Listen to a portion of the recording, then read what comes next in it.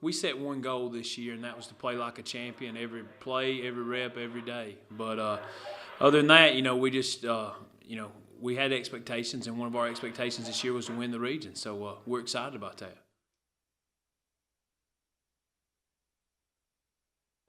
I always try to make the Lincoln game real big because I wanted the kids to understand how important it was to not just them and not just the community, but to to the region. Because that Lincoln's always a good team. That they won. They were up there at the top of the region last year, and so. But what I wanted to do this year was try to maybe worry more about us and the way we execute and the way we play and the way we do things, and not as much about it being about Lincoln or it being about any other schedule, anybody else on the schedule. So that's kind of what we try to do every game this year, not just Lincoln, but we tried to, worry more about ourselves and less about our opponents.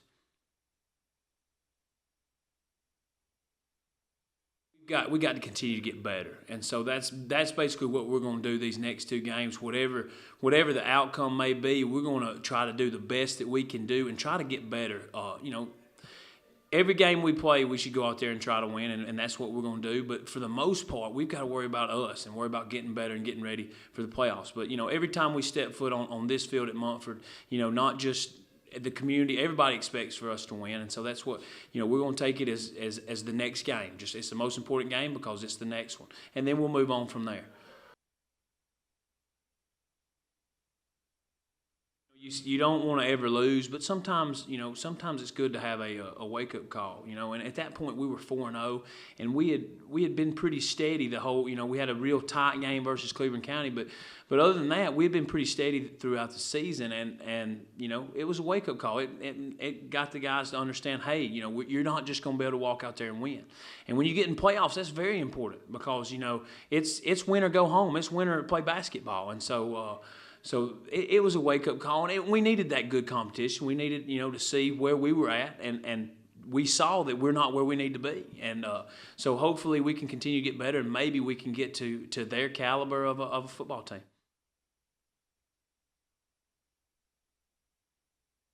These seniors are real special to me because this is my fourth year. So when I got here, we went 9 through 12. And so these were the first guys that I've been here for 4 years. And we've got 5 or 6 guys who started for 4 years. Monteo Garrett's one of them. He started as a freshman at running back and then played a couple games at quarterback. Tavon Lawson's another one. He started as a freshman at wide receiver and broke his hand during his freshman season. And that's where we got a glimpse of him at safety.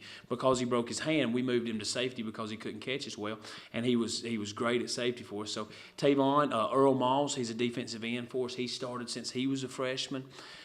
He started tight end. We moved him to defensive end, and he's done a great job for us. Bobby Robinson is a big offensive lineman who he started since he was a sophomore. And just there's a ton of guys. I'm leaving somebody out I know, but Jay Scales. All of our seniors have done a great job. They started after last season, and we got back to work as soon as that last game was over with. As soon as we lost to Brooks out here on this field in the second round of the playoffs, we got started, and they've worked their tails off, and they deserve where they're at. But at the same time, they've got to understand that we hopefully, if we do what we're supposed to, and if we get up to our potential, that we've got a long ways to go.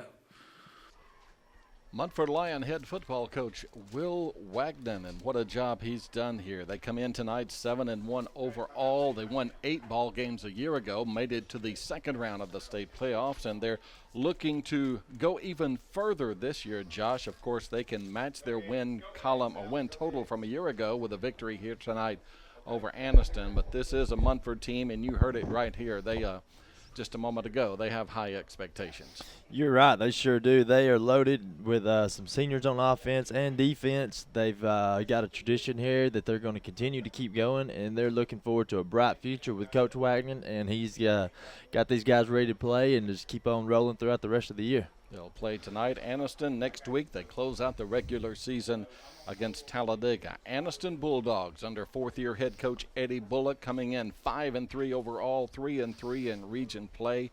And as we said earlier, they absolutely know they've got to win tonight to possibly have a chance at an 11th game.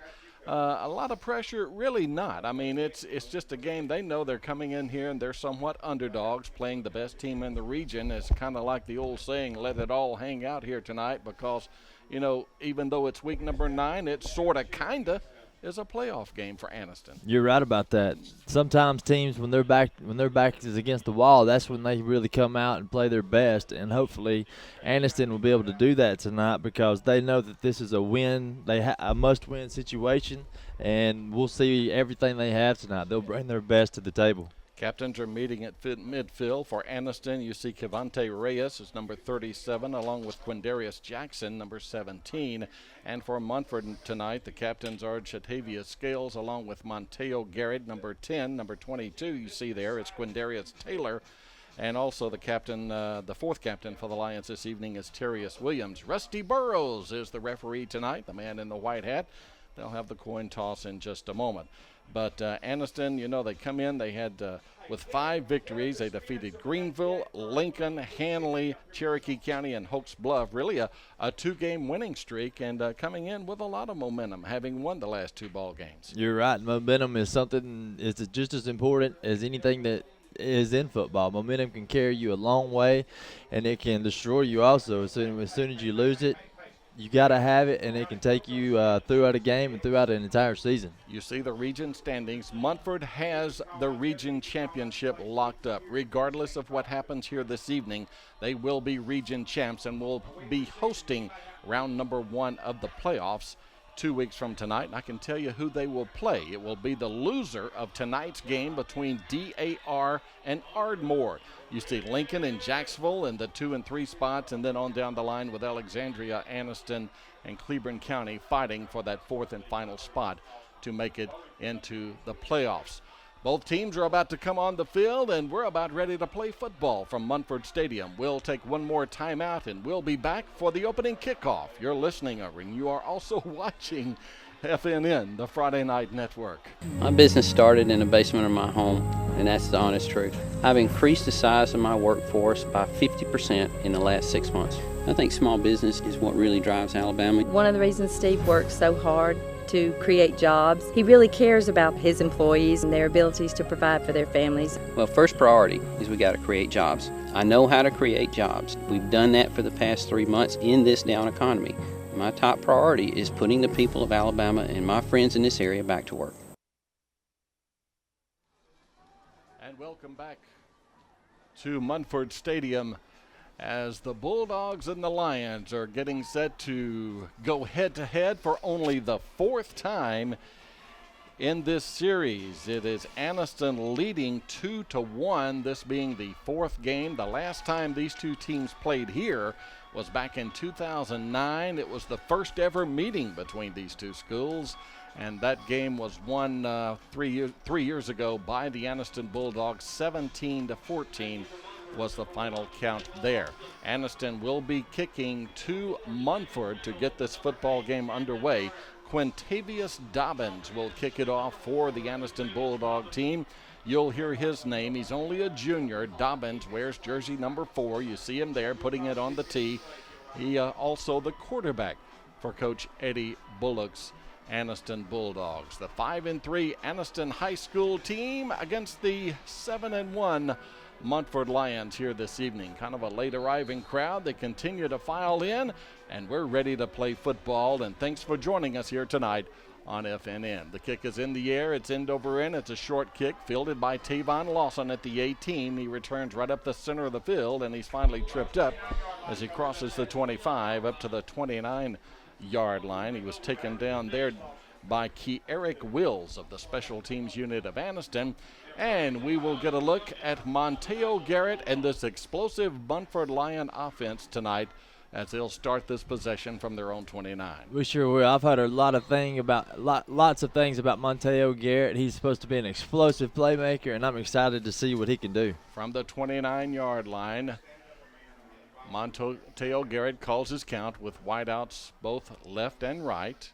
A long count, snap back to Garrett, and they'll run to the short side of the field. Now cutting back inside, and very little real estate. Charles Smith, the ball carrier, and he was taken down there in a hurry there to make the stop was Raekwon Billingsley, an all-state candidate for the Anniston Bulldogs from the defensive tackle position, and quickly right back to the line of scrimmage.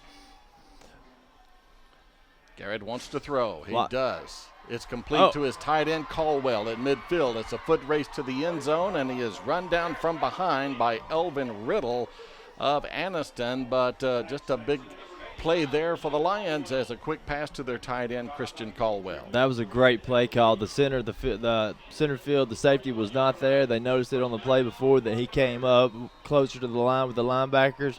They exposed it, and it was a big gain. Hurry up offense. Garrett wants to throw on first down. He does. It is complete to his wide receiver on the near side. That's C.J. Chapman. Chapman hauls it in at the 26. That's about a pickup of 5 on the play. Was taken down there defensively by Joshua Duncan, but still a 5-yard pickup for the home team. Sure, this isn't Oregon out there with this fast-paced offense. They are getting it going. Yeah, they really are. I mean, it's just rapid fire. And on the 2nd down and 5 call, they'll run it inside, but not very far. That's Calvin Smith, the ball carrier.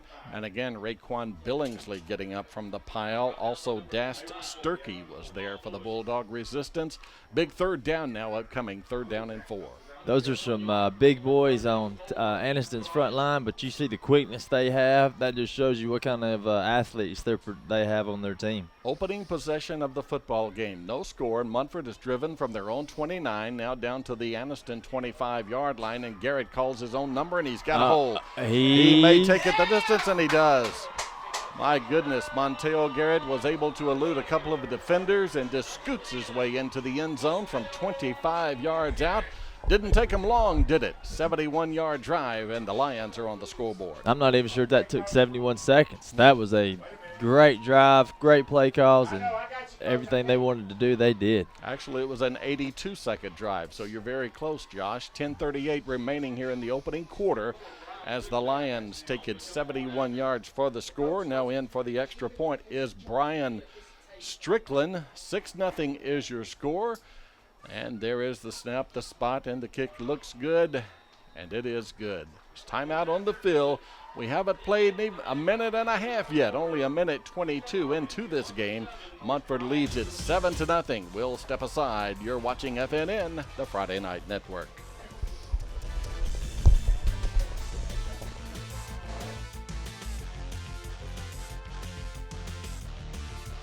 The Sylacauga Parks and Recreation is a full-service community center. Not only do we offer sports, but we also offer tennis lessons at our tennis center, as well as a gymnastics program and guitar lessons at our main center. We rent rooms for meetings and banquets. Our Maxie Veazey Senior Adult Activity Center is open to citizens over 55, and we have all sorts of activities. With 5 city parks and 3 walking tracks and a mountain bike and hiking trail at Lake Howard, there is always something to keep you moving. Our goal at our 2 centers is to make ourselves available to the needs of our community. Visit the Sylacauga Parks and Recreation Department online at sylacaugarec.com. 10:38 remaining opening quarter. The Lions kicking to the Bulldogs. Stevens' kick is fielded at the 18-yard line. Returning to the near side now across the 25. Still on his feet. Fumbles a football, and I think he got it right back. Boy, he got a good bounce on the return for Aniston was Quindarius Jackson, the senior.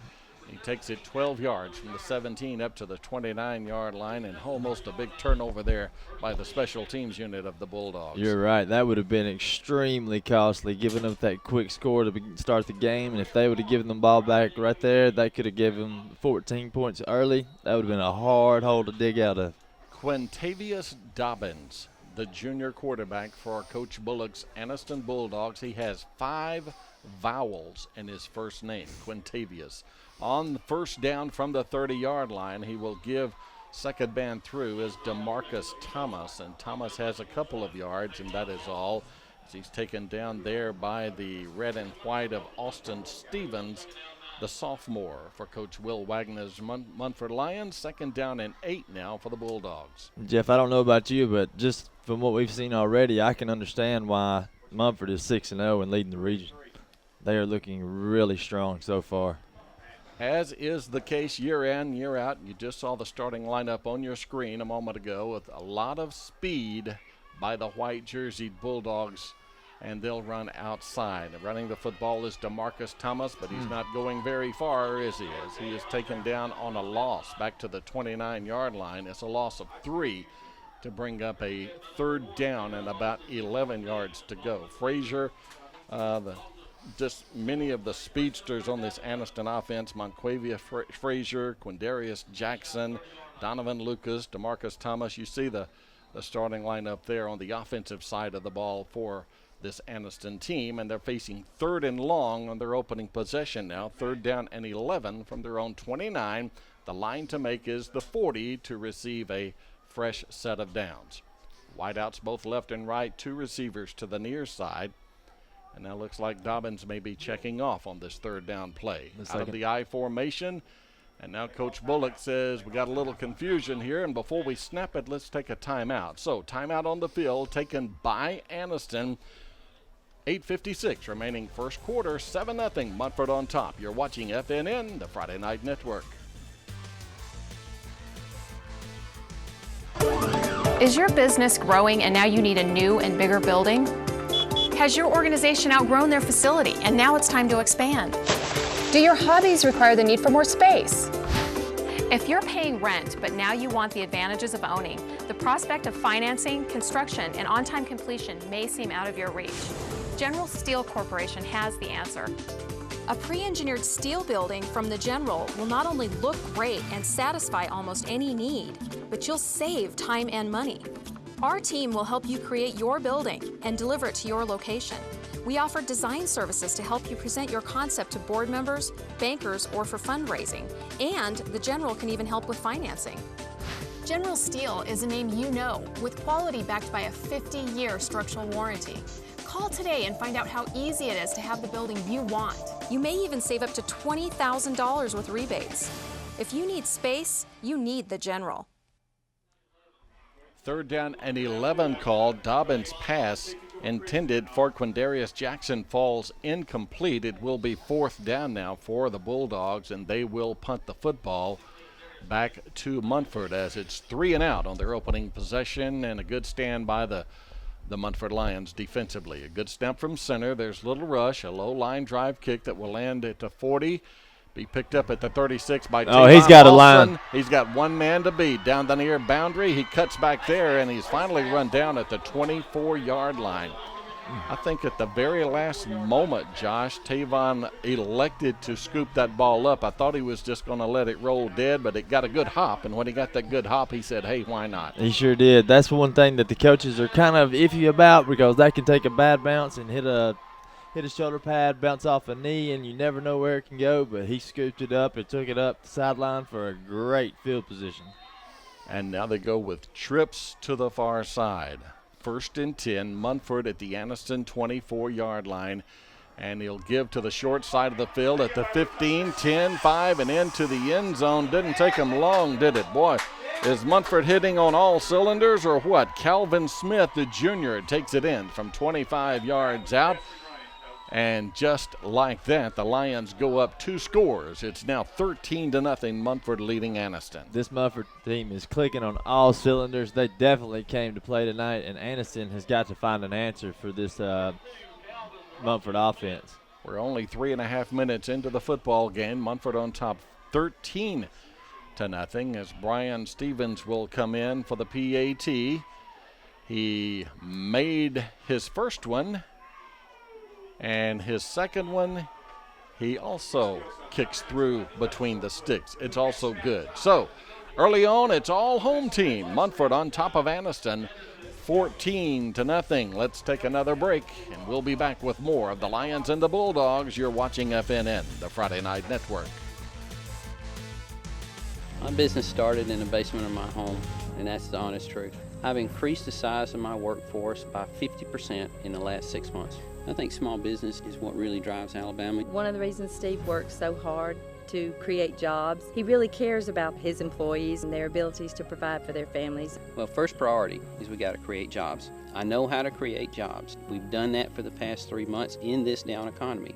My top priority is putting the people of Alabama and my friends in this area back to work.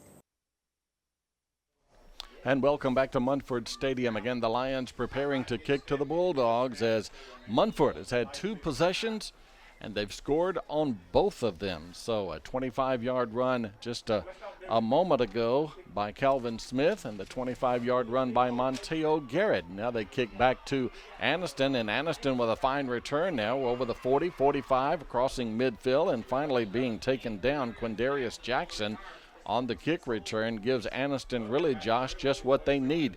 Good field position. Exactly. That's the best thing they've had tonight. Then getting on the other side of the field, starting at about the 46-yard line. They really need to get some points out of this drive right here. Boy, they got hit in a hurry here as Munford has put 2 scores on the board in the first 3.5 minutes of this football game. So Anniston looking to answer back as they got the good kick return by Quindarius Jackson, and they'll open this possession on the Munford side of the 50 at the 46-yard line. With 4 wide receivers in the game, Dobbins wants to throw, sets and fires a pass that is in and out of the hands of the intended receiver, DeMarcus Thomas. Hit him in a bad place, right between the 1 and the 0. Sometimes that's the worst place to hit him, but I'm telling you, if there's more of a catchable ball than that, I would like to see it. Yeah, well thrown pass by Dobbins. I guess, you see it at all levels of football. He wanted to run before he caught it, and you got to catch it first. Yeah, he did. He turned his eyes upfield. He was looking to get the first down, and you can't blame him for that, but you got to catch it before you can run. From the 46-yard line, Anniston with a 2nd down and 10. Again, 2 wideouts to the near side and 2 are to the far side. And Dobbins wants to throw on 2nd down. Under a little pressure, screen pass set up over the middle. It was intended for Donovan Lucas and thrown just a bit too high. A lot of pressure being applied to Dobbins by Quindarius Taylor, and that will bring up a 3rd down and 10. He did have a lot of pressure, but I did see the back there. It looked like if he could have got the ball to him, he could have possibly scooted to this to the Munford sideline and maybe got the first down. 3rd down and 10 for Anniston from the Lion 46-yard line. The line to make is the 36 to move the chains. And Anniston slowly to the line of scrimmage, the play clock under 10. Again, 4 wideouts, 2 to either side. And on the 2nd down play, they'll run the speed sweep to the wide side of the field, and moving inside the 40, down near the first down. The ball carrier is DeMarcus Thomas, and he will be close to the first down marker or to the chain, and that may be the first down of the game for the Bulldogs. And it will be. They're going to move it. So a big 3rd down conversion there for Anniston, and boy, they really needed that on a 3rd and 10. They definitely did. That right there can just jumpstart you to get your drive going. You got to have them. That can be something to just get your momentum rolling through this drive. Dontarius McGee was there to make the stop, but not before Anniston got the first down. Call it the 35-yard line, and Dobbins wants to throw on 1st down. Sets and fires, and he'll fire deep and throws it over the head of everyone. Throwing into double coverage, his intended receiver out there again was the senior Quindarius Jackson. Well covered defensively there was Jatavius Scales. For Munford, it's 2nd down and 10. Yeah, he knew where he was going with that ball before he even got the snap. But the double coverage was there. He tried that post corner route. Sometimes you need to look for your 2nd and 3rd receivers, but I think he had his mind made up the whole time. 7:58 remaining in the opening quarter. Munford on top 14-0. You see the score, and they'll go with trips to the bottom of your screen. And on the 2nd down call, Dobbins looks this way, has plenty of time. He'll air it out deep downfield, and this pass again is incomplete. 2 receivers down there. Don't know if that was by design or not. Normally, Josh, you do not want to have 2 receivers in the same spot. No, because that's going to bring 2 defenders, if not 3. You see the defensive starters for Munford here tonight. Tavon Lawson's already had a big punt return. Of course, he plays in the secondary for Munford on the defensive side of the ball, along with Williams and Scales and Cameron Turner. And Earl Moss, you see the defensive end for Munford, will be calling his name throughout the night. He is, as the old saying goes, he's a headhunter. That's right. He is their top prospect. From the 35-yard line, Dobbins throws a pass that is, boy, nearly a circus catch almost. as almost there to corral it was DeMarcus Thomas. He had about 2 or 3 chances to catch that football, but unable to do so. But credit the pressure being applied again by Jatavius Scales, and I think Dobbins had to throw that pass a little sooner than he wanted to. Yeah, he did. He had to get rid of it, but DeMarcus Thomas did everything he could to get to that ball, tipped it a couple of times, and you can't ask for any more effort than that. So it's 4th down, and in comes the kicking unit, the punting unit for the Anniston Bulldogs, with 7:44 still remaining here in the first quarter, and Munford is about to get their hands on the football for the 3rd time tonight. The kick is a spiraling kick that will be downed at about the 8-yard line. From there, it will be Munford football, 1st and 10. Quickly, we'll take a timeout with 7.5 minutes remaining. Opening quarter, Munford on top, 14-0. This is FNN, the Friday Night Network.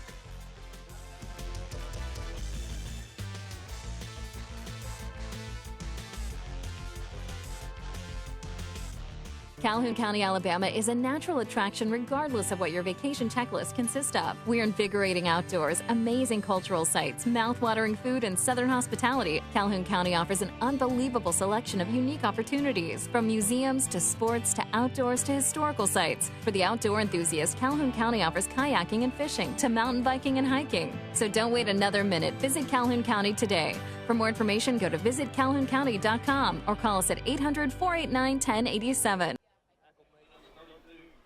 And welcome back. 1st and 10 call for Munford from their own 8-yard line. They run the option to the near side, and Smith picks up about 4 yards on the play. It will be 2nd down and 6 now for the Lions at their own 12-yard line. Making the stop defensively again was the junior Dast Sturkey for the Bulldogs. Now going in motion is to the far side. That's Christopher Haynes, and Garrett wants to throw. He does, and boy, that was almost a pick 6 there, as it was covered well defensively by the Anniston Bulldogs. Almost picking up the INT was Joshua Duncan, the junior, but it falls incomplete. Dangerous pass right there, Josh. It was. He was all over it. I think he lost his footing a little bit. If he could have kept his feet under him and broke in front of the receiver, he would probably be doing a little touchdown dance right now. 3rd and 6, and they run the old Statue of Liberty to the far side, and he will be stopped short of the 1st down. Haven't seen that play in a while, but that's Earl Moss from his tight end position as he comes around, takes the handoff from Garrett. He stops short of the 1st down. It will be 4th down and 1 at the 17. Inside your own 20, looks like they're going for it. And they are, boy, rolling the dice early here. 4th down and 1, Munford from inside their own 20, and now they send in the kicking unit. So a quick change of heart by Coach Wagner, and they're going to throw a penalty marker as the umpire. This will be the first flag of the game, as the umpire standing there with the Anniston linebackers has thrown his flag, and it is a procedure call against Munford, and that'll back them up 5, and I guarantee you they'll punt it now. Definitely. That had me a little confused. I don't see anybody punt from inside their own 10. That would have been a call that I would have been thinking about for a while. Austin, check that, Brian Strickland. Brian Strickland standing back inside his own end zone. He will put toe to leather at about the goal line, and he does. A high kick, short kick that will land at the 45, take a bit of a lion roll across the 50 and out of bounds at the 46-yard line. So that will be Anniston football now, 1st and 10 from their own 46-yard line, and they got to get something going here on the offensive side of the ball. The Munford Lion defense has really played well. Anniston to this point only 1 first down in the game. They do. They've got to have more production out of their offense than that. They've got to be able to slow this Munford attack down. But from their record, the region record, and their overall record, I haven't seen too many teams that have been able to do it all year.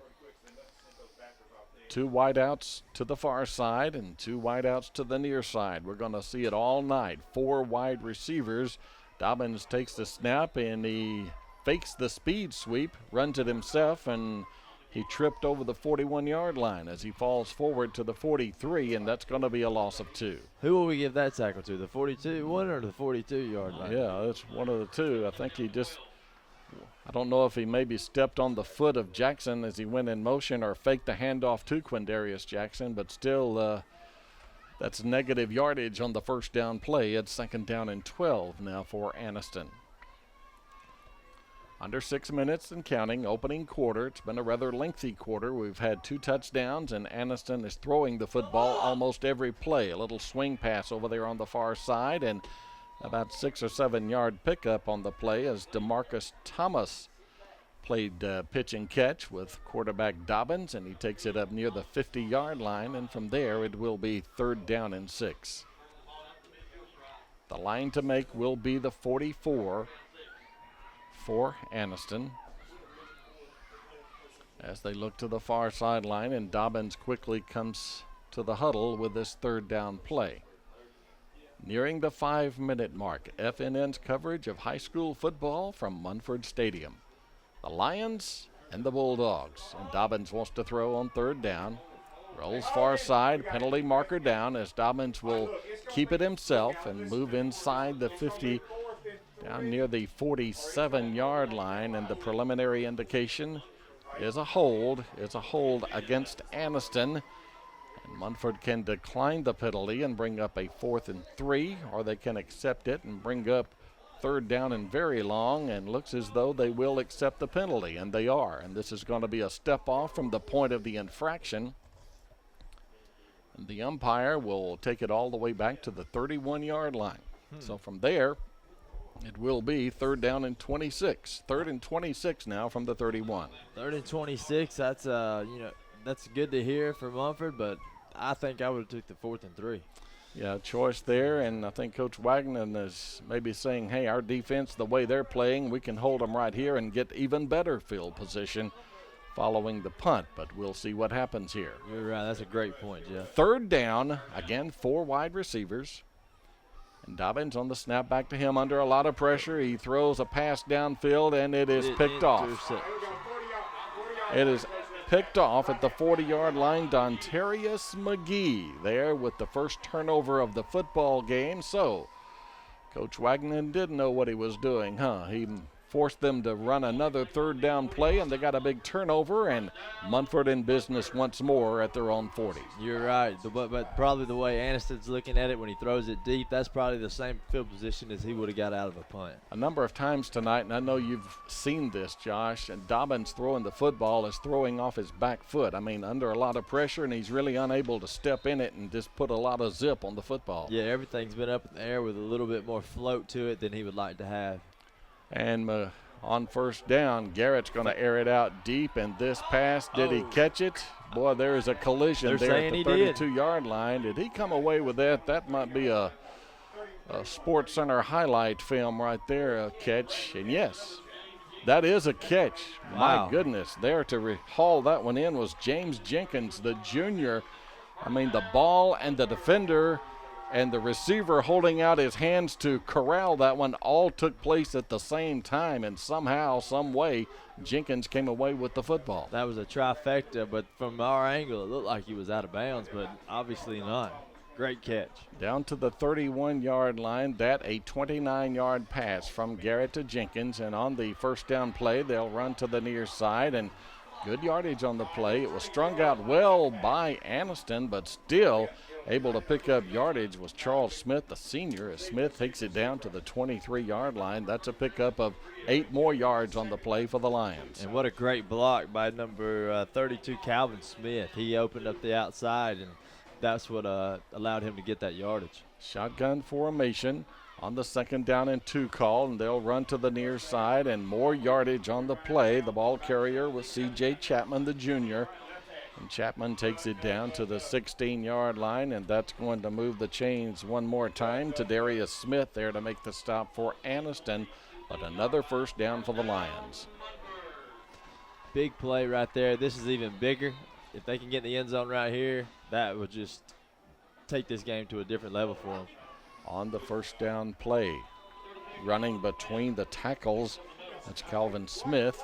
Smith takes it all the way down to the 10-yard line. He was tackled by Deontay Walker, the sophomore. A 6-yard pickup to bring up 2nd down and 4. Under 4 minutes remaining at Stadium. Munford's already scored twice, and they're about 10 yards away from making it a trifecta here in the 3rd quarter. And Garrett, the ball carrier, takes it down near the 1st down marker. He's close to the 1st down. Making the stop was Jalen Parker. And it will depend on where they mark it, and they may have to bring on the chains as they put it down at the 6-yard line. You're right, and that was a good tackle by the linebacker to stick him right between the numbers and keep him from getting any extra yardage.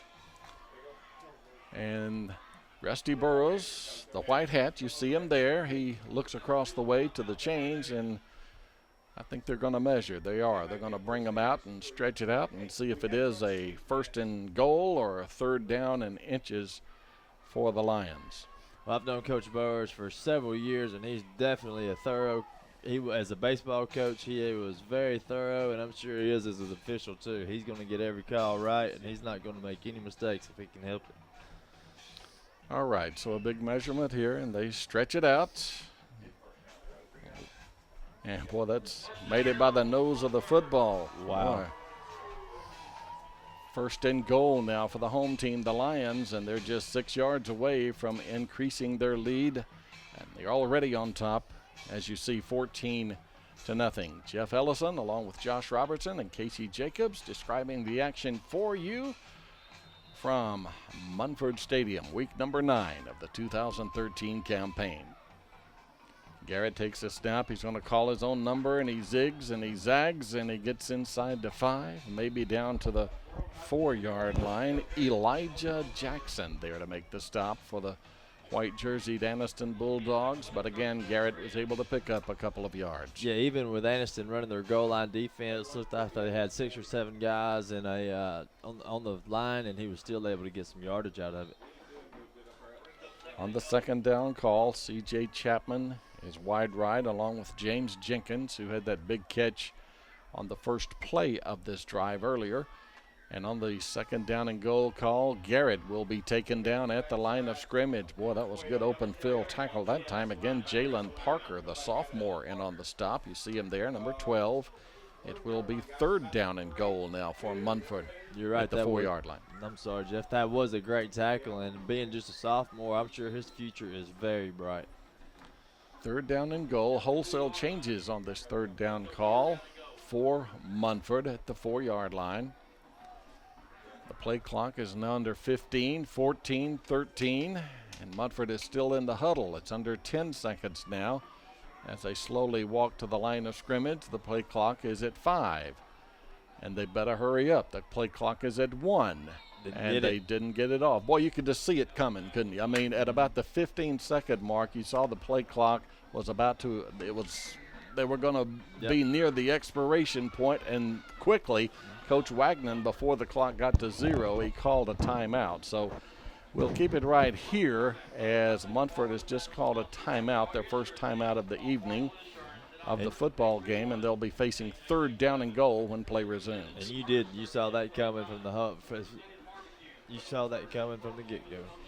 Next week, FNN's coverage of high school football will continue as the Wellborn Panthers and the Weaver Bearcats will do battle. That game will be played on the Hill, and FNN will be on the Hill to bring you that one. Again, that's a week from tonight. Final week of the regular season. Wellborn and Weaver, our game of the week here on FNN. 1:54 remaining in the opening quarter. It will be 3rd down and goal for Munford, just inside the 4-yard line of Aniston. I wouldn't be surprised to see maybe some sort of a little pass to the outside with all this open space over here to our sideline, but they could just run it. Yeah, they line up with Tavon Lawson in the backfield. They snap it directly to Tavon Lawson, and he goes into the end zone untouched. Boy, that was kind of a Notre Dame box look there. They had Garrett into the football game, but not at the quarterback position. And it's a touchdown as Munford able to take advantage of the Bulldog turnover. They drive 60 yards. Tavon Lawson in the backfield. Right. They snap it directly to Tavon Lawson, and he goes into the end zone. Completely by himself.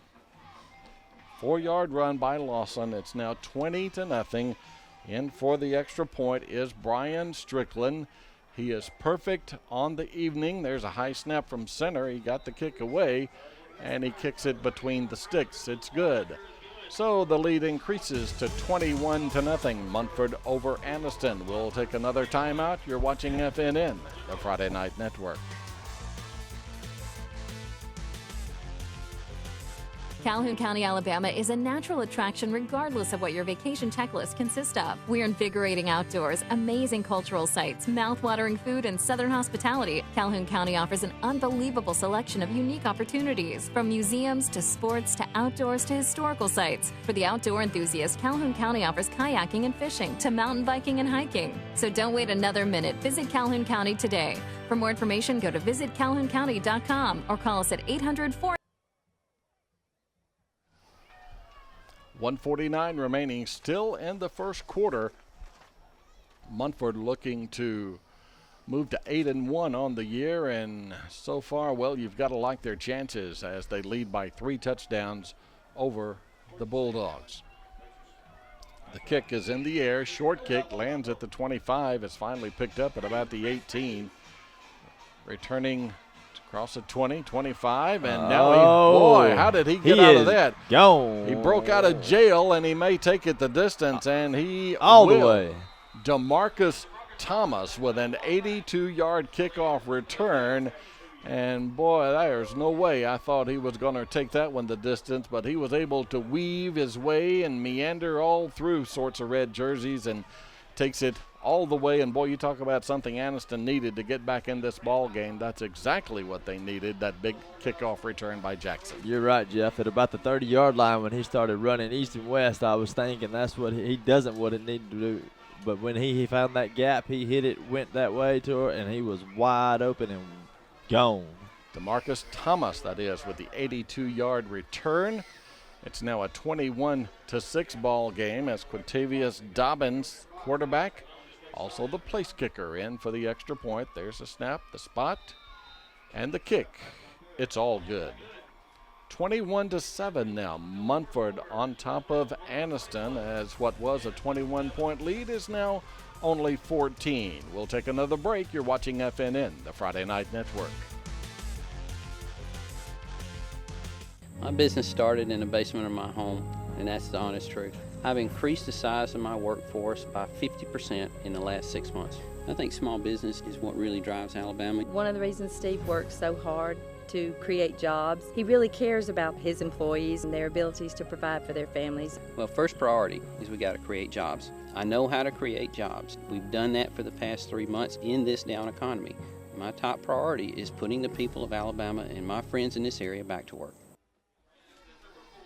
1:33 remaining still in the first quarter. FNN's coverage of the Bulldogs of Aniston and the Lions of Munford. Understand Jacksonville has an early 7-0 lead tonight over Alexandria, that first quarter play. The kick is fielded by Lawson. Lawson will return over the 10-15. He's up near the 20-yard line, and a host of white jerseys of the special teams unit of Aniston there to take him down. Rashawn Spigner leading the charge. And now Munford, a team that, well, they've scored 3 times tonight, and they'll look for even more points on this, their 4th possession, and this particular possession will start at the 21. Yeah, they're ready to just pile up a few more touchdowns, maybe let some of their it's a little bit too early to talk about sitting some of their starters, but I'm sure if they get ahead big enough, that might happen. Trips to the far side. Garrett back in at quarterback.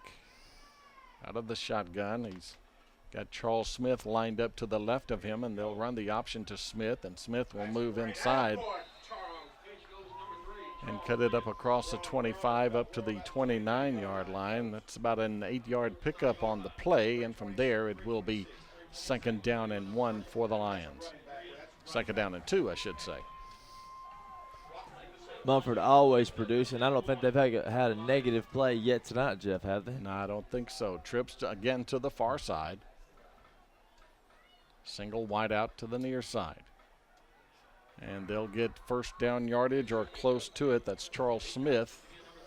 takes it up near the 32-yard line, and that should be the necessary yardage to move the chains, and it is. Again, Raekwon Billingsley was there to make the stop. Final minute of the opening quarter from Munford Stadium, 21-7. A lot of points, a lot of scoring here in the first 12 minutes of action in this one. Garrett will look him over and call his count out of the shotgun. Final 30 seconds of the first quarter. And now Smith lines up to the left of Garrett, and Smith will get the call, and he cuts back across the 35. Gets up near the 39-yard line. That's a 7-yard pickup on the play. The takedown there by Kevonte Reyes. And that will be the final play of the first quarter. So after 12 minutes of action from Munford Stadium, the Lions lead the Bulldogs 21-7. Second quarter action headed your way. You're watching FNN, the Friday Night Network.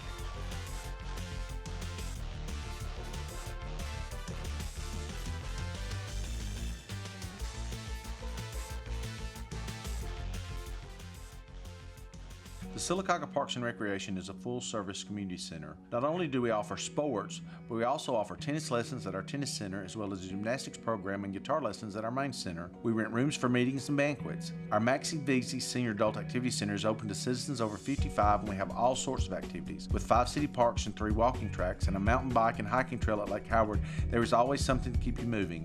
Our goal at our 2 centers is to make ourselves available to the needs of our community. Visit the Sylacauga Parks and Recreation Department online at sylacaugarec.com.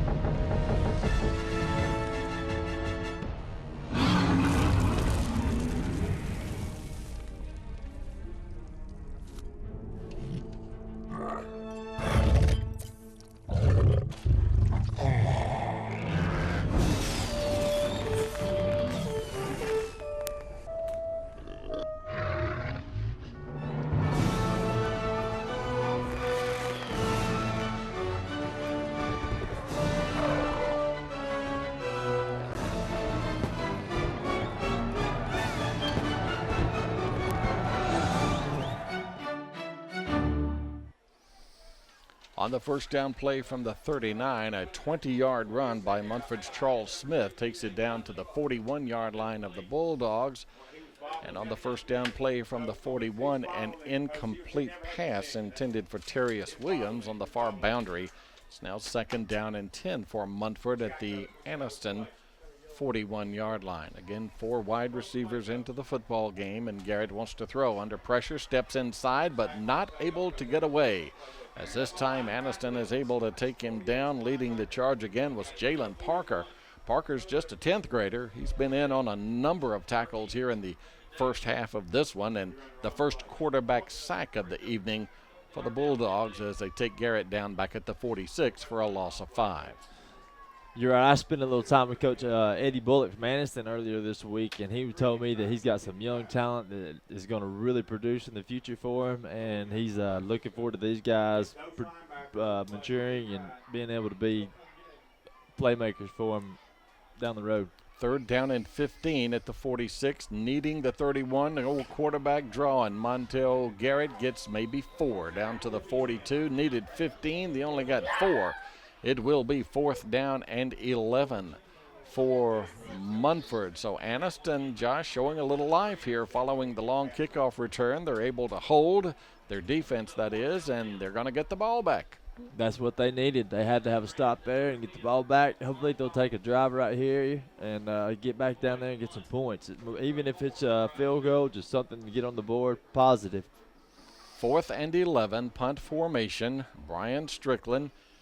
He'll kick it away from near midfield, high spiraling kick, and it's fielded near the goal line on the return. I know Coach Bullock is saying, why didn't you let it go into the end zone? But instead, DeMarcus Thomas, who had the long kickoff return, says, hey, I ran a kick back, maybe I can run a punt back. Well, he did run it back to the 10. It's an 8-yard return, and Anniston now with a 1st and 10. You're right. That's where the mental game comes into play, and I think Coach Bullock will definitely give him an earful about that, because that's one, the golden rule. If it's inside the 10, let it go. Anniston now with the football, down by 14, 21-7, and they'll scrimmage from their own 10-yard line. To the near side is Darius Carter. And Dobbins out of the I formation will give to his fullback. Short yardage on the play. 2, maybe 3 yards. The ball carrier was Jermaine Ackles, the sophomore. Neither team has been able to do much between the tackles. Most of the yardage has been picked up on the outside. So much speed between these two teams, it doesn't surprise me that they're trying to hit the sidelines. That was Earl Moss along with Hayden Bussey making the stop. 3 yards up to the, 4 yards we'll say, up to about the 14-yard line.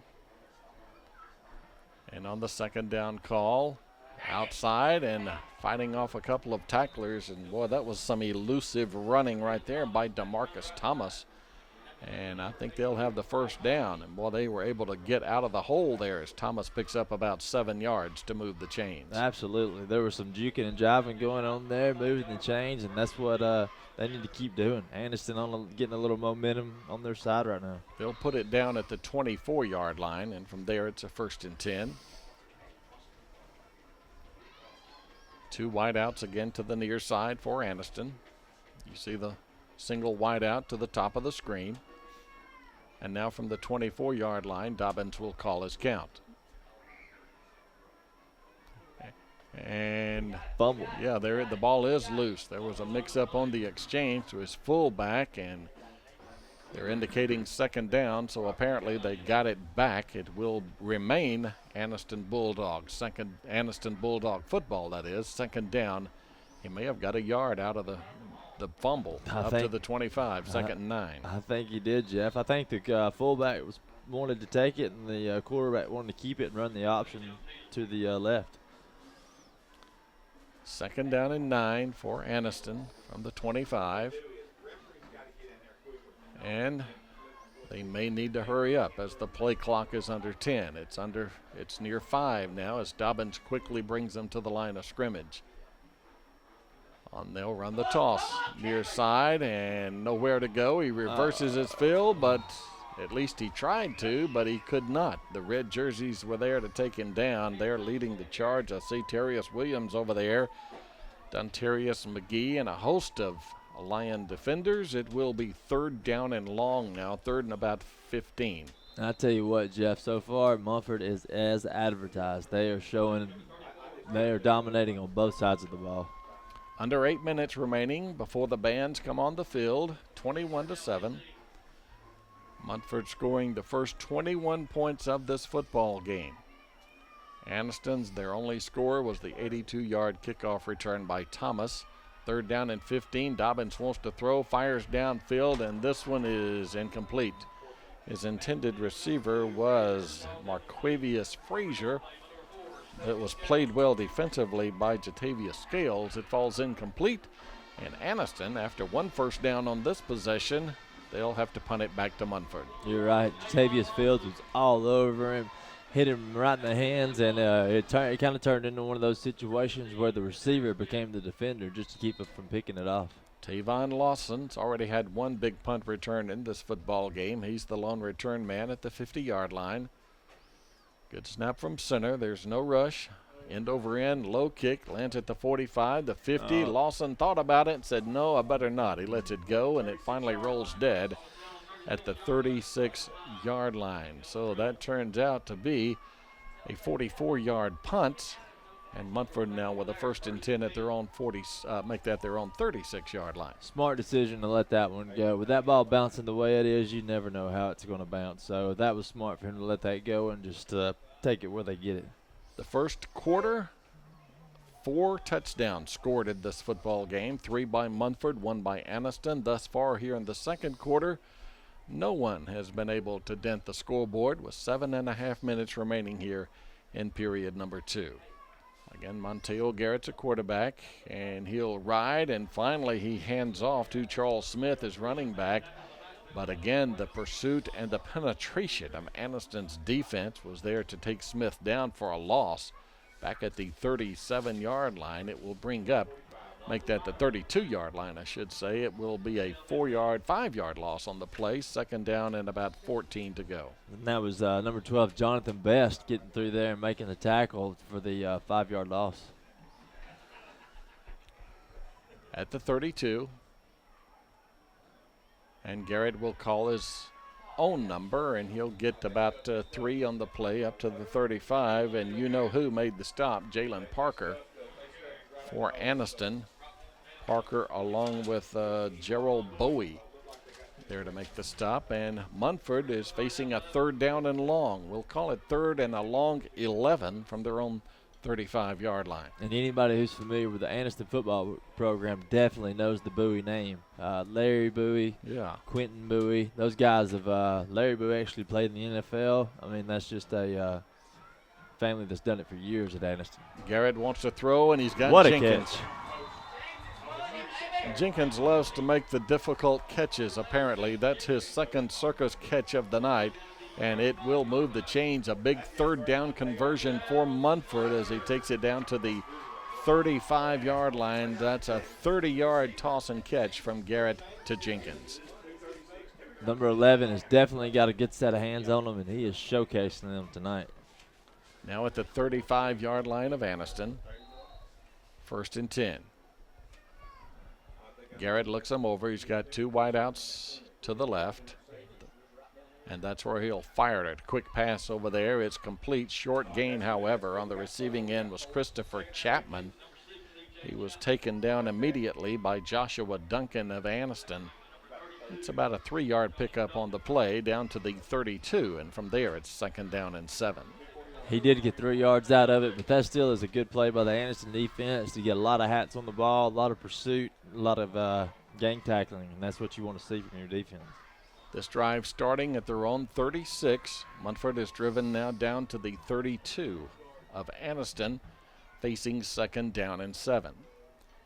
Garrett takes, and he'll give, running to the near side, and being taken down at the 25-yard line. And, boy, there is laundry all over the field. The ball carrier was Calvin Smith, and someone may have grabbed the face mask. It does look like that's probably what it is, and number 32 took a lick on the play, but you're probably right. It'll be a hold or a face mask. Yeah, if you're playing defense, you got to keep your hands out of the bird cage, and they grabbed it right there, and that's going to be a tack-on penalty down to the 20-yard line, a 5-yard step off. It is a chain mover, however. 1st and 10 now for Munford at Anniston's 20-yard line. Now we have a stoppage in play. Timeout called by Munford. 5:20 remaining in the first half from Munford Stadium, where Munford leads 21-7. We will keep it right here as Coach Wagner is wanting to talk with Rusty Burrows, the white hat. I don't know what his disagreement may be, but he's saying it should have been a 15-yard penalty. That's what he's saying. I think so, too. Yeah, I think you're right. But when you're down by 2 scores, you definitely don't want to give them anything extra, especially when it results in a 1st down for them. Does Rusty still fish? I mean, I know last time I saw Rusty, he was talking about bass fishing. That's all. I think that's all he does these days. He's giving up coaching in Jacksonville, and I think that he pretty much lives on his boat. Yeah, the Bill Dance of Calhoun County, is that right?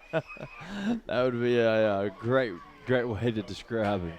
When play resumes, it will be 1st down for Munford. The ball resting at the near hash mark, the 20-yard line of Anniston.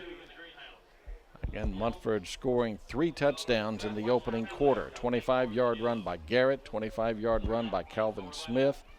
Tavon Lawson with a 4-yard run. The only score for Anniston thus far, the 82-yard kickoff return by DeMarcus Thomas. We're ready to play football following the timeout. 1st down at the 20.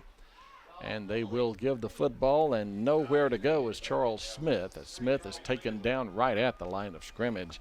No gain this time as Jaravius Brown was there to make the stop for the Bulldogs. If there's been one bright spot for that Anniston defense, I would think it would be their defensive ends. They have really been able to contain on the outside, and they're the ones doing the most for their defense. 2nd down and 10 at the 20.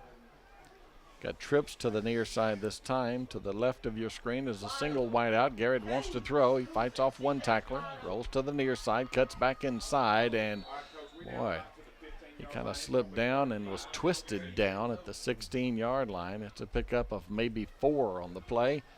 It's 3rd down and 6 now for Munford inside the red zone at the 16-yard line of Aniston. You're right. The way he went down, I was afraid he was going to come up holding his knee. That looked with someone that's had a knee injury, I thought I saw that coming.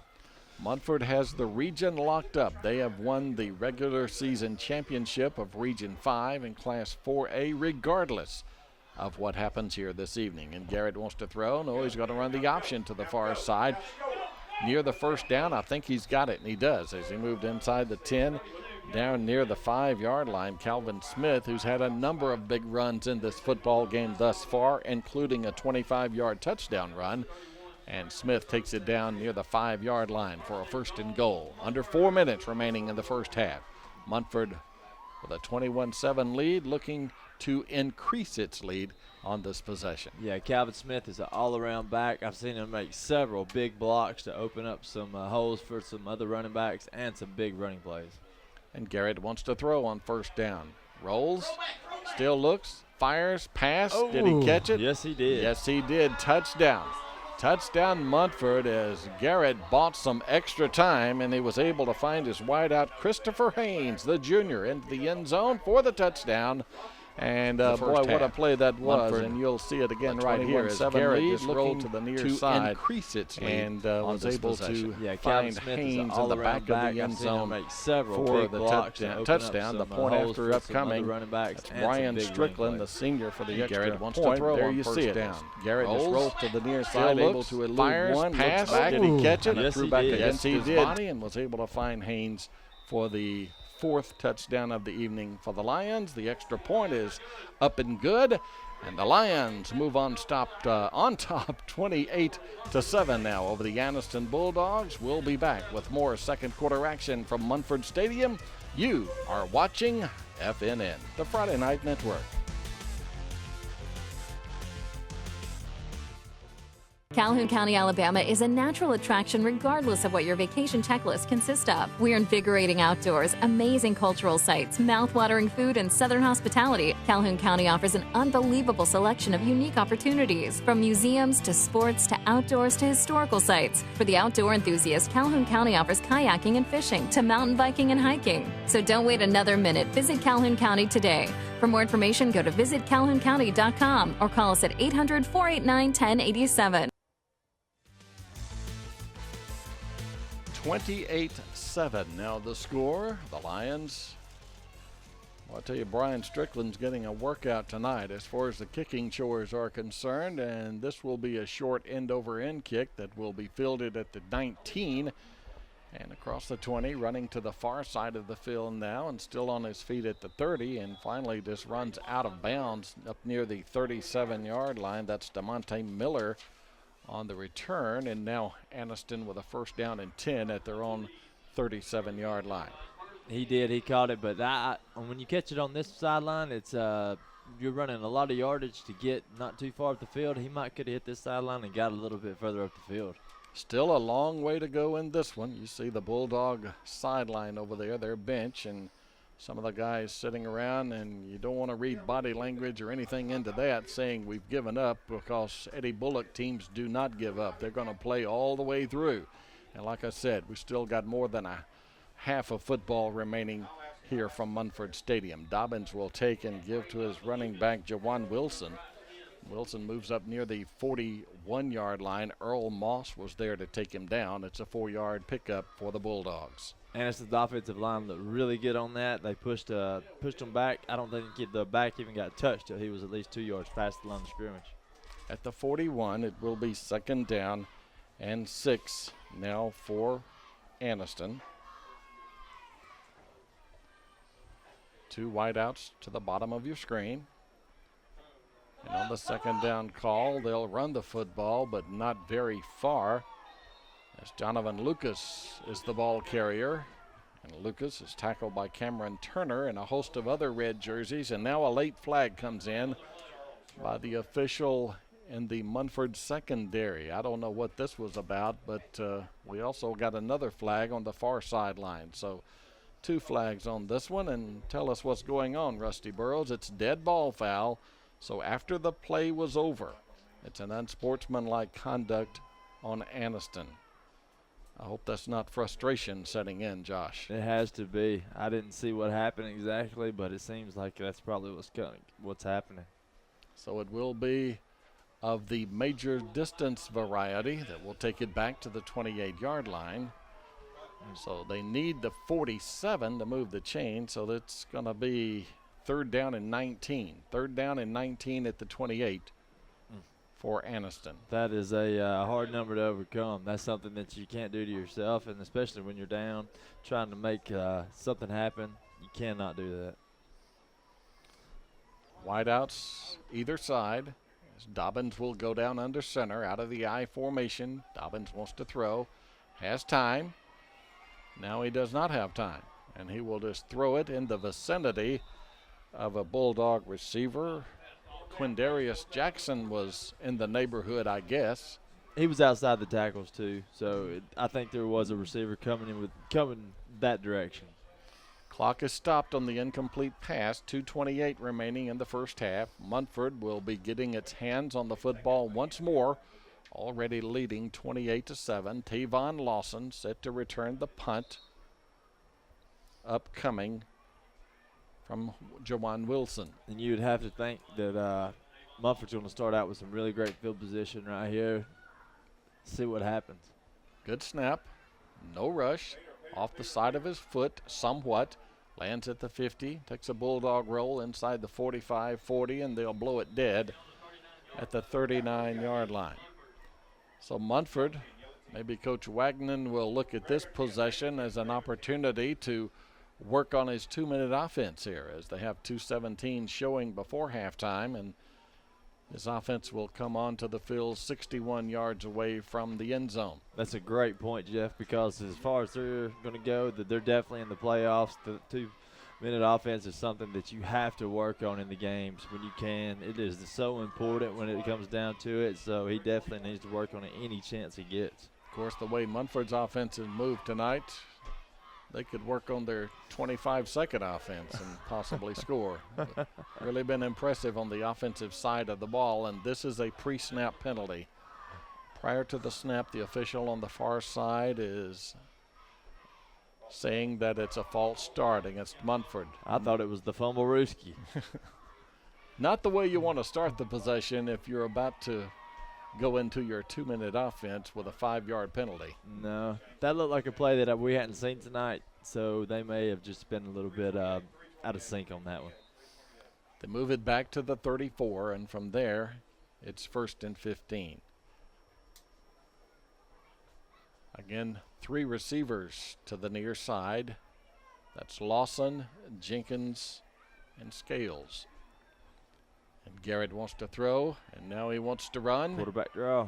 And the quarterback draw gets a lot of yardage, positive yardage out to midfield.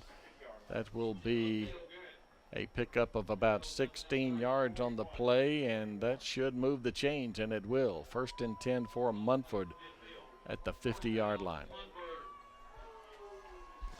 When you got an athlete like Munford has at quarterback, there's so many things you can do with him. Options are endless with him on the outside, inside, throwing the ball. It just never ends with someone as talented as he is. And Lawson comes in motion to the near side. And Garrett rolls to the near side, steps up in the pocket, and now is able to fight off. And boy, he's got wide open field ahead of him. That was a perfect example. Down the far sideline he goes, and he will take it out of bounds inside the 30, down near the 24-yard line. That's a 26-yard run by Garrett as he just reversed his fill and turned on the jets down the far boundary. Is able to outrun a couple of Bulldog defenders, as you see it there. He takes it down to about as far as he could go before he is met by Bulldog defenders, and instead of taking a hit, he just steps out of bounds. Smart play. Quarterbacks need to get out of bounds. They don't need to take any more hits than they have to. First down play, and they'll run Lawson on the speed sweep, and Lawson reverses his field. He says, Montejo, if you can reverse your field, I can too. Can you top that? Touchdown, Munford. Well, this team wearing the red jerseys, they've got athletes. They do. They do. You're absolutely right. They are doing everything right. Everything is going in their is falling in their lap. They're just making plays look easy. And as you saw on the replay, as Tavon Lawson was able to get just inside the corner pylon for the touchdown, and the Lions now move on top 34-7. This an absolute must-win game for Aniston, and boy, it's going to take some kind of second half if they have playoff hopes or to keep their playoff hopes alive. The point after by Brian Strickland is good, and now the Lions increase their lead to 35-7. 26-yard run by Tavon Lawson, his second score of the evening at the 1:44 mark of the first half. And I mean, we talked about the 2-minute offense. They took over possession of the football with 2:18 remaining on the clock, and 34 seconds later, they're in the end zone. I think your 25-second call was pretty right. It was pretty close. But I see a big end of the season for this Munford team. The playoffs could be really good to them. Yeah, we talked about it earlier. They've already wrapped up the region championship. They will be playing at home 2 weeks from tonight. But, I know Coach Wagner, he doesn't want to talk about the playoffs. He wants to talk about Anniston here tonight. And next week they play big rival Talladega. That game will be played here at Munford Stadium. But when they do reach postseason play, again, if you'll just check the scores, the loser of Ardmore and DAR tonight will be the Lion opponent when the playoffs start across the state of Alabama. On the kickoff return, short return by Quindarius Jackson, who takes it up to about the 29-yard line. Tackle there by Michael Goins. 1st and 10 now for Aniston. The 29-yard line is not a bad place to start. He got some yardage out of it. See if Aniston can do anything. Get down the field and just try to get 3 out of it, if anything at all. Munford 35, Aniston 7. It's the Friday Night Network's coverage of high school football, our game of the week. And it's Aniston football here with a first down at their own 29. Still have 2 timeouts remaining here in the first half if Coach Bullock elects to use those timeouts. And on the first down play, he runs DeMarcus Thomas, the senior. And from that play call and from the way they are huddling up, you wouldn't think they're in a hurry up or maybe just trying to get to the locker room. I believe so. I think they're just running the clock, ready to get inside the locker room and just try and get a game plan for the second half. We move near the 1-minute mark as slowly Aniston comes to the line. Play clock is at 10. 4 wide receivers, 2 near side, 2 far side. And Dobbins will go under center and call his count. Second down, toss, wide side. Big block by number 72 out there. That's Thomas, and Thomas takes it out to the 45-yard line. It's a pickup of about 13 yards on the play, and that will move the chains. Clock is stopped to move those chains with 41 ticks remaining. That was a good play to find his hole. He had a pretty wide gap to get through out there on the far side. He had a pulling tackle, got him some yardage, got the first down. At the 45, operating out of the shotgun, and Dobbins sets and fires. Pass is high and over the head of everyone on the far boundary. It's incomplete. Stopping the clock now with 29 seconds remaining. Again, the Bulldogs do have 2 timeouts at their disposal. And we'll see what they elect to call here on the second down play from their own 45. Yeah, you can see Munford, they're starting to back their secondary up. Looks like they're going to go to a deep zone, maybe a prevent. Just try and knock the ball down if Aniston tries to throw anything deep. trips to the near side. Split wide near side is DeMonte Miller from the 45. Snap back to Dobbins. Pass deep downfield. Interception. Pass is incomplete. Out of bounds. He caught it, but he came down out of bounds. That was Jatavius Scales. Incomplete. 3rd down 10 now for Anniston at their own 45. Incomplete pass. It's now 21 ticks remaining before the bands take center stage. And that was a great job by him just to use his hands to go up and catch it at the highest point like he's taught to do. Just couldn't keep his feet in bounds. 3rd down from their own 45, needing the Lion 45 for a new set of downs. Again, Miller is the wide out to the near side. They'll run motion, and Dobbins will keep the football, but didn't fool anyone as he's taken down by Jartavius McNeil, the senior. And Aniston is not going to use a timeout, and neither is Munford, and that is how the first half will end. Complete domination, Jeff. Yeah, it's absolute complete domination by this Munford Lion team in the first 24 minutes of action as they go to the locker room leading this one by a score of 35-7. We will be back with halftime activities from Munford Stadium. You're watching FNN, the Friday Night Network.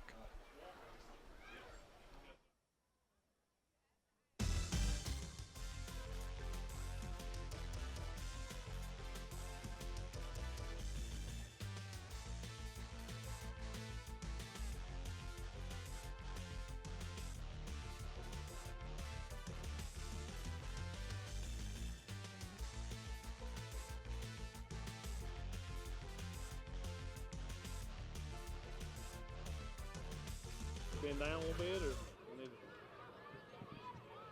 Hey guys, I'm down on the field with Coach Wagner. We've got a big lead going into halftime. What is going to be your efforts into continuing the night with a big win? Well, we're doing good right now, but we've got to continue to try to get better. We still made some mistakes in the first half, so we're going to go in, try to figure out what our mistakes are, and come back out and try to fix them. Are you going to empty the bench? We'll hopefully we can get some younger guys some playing time tonight. But it's 35-7, and it's just the first half. So with the team Aniston has, with the athletes they have, and the quarterback that they have, they're never out of the ball game. So we're going to try to keep doing what we're doing right now. Well, thank you so much. We've got halftime festivities coming up. You're watching FNN. Thank you. Thanks. On behalf of Jones.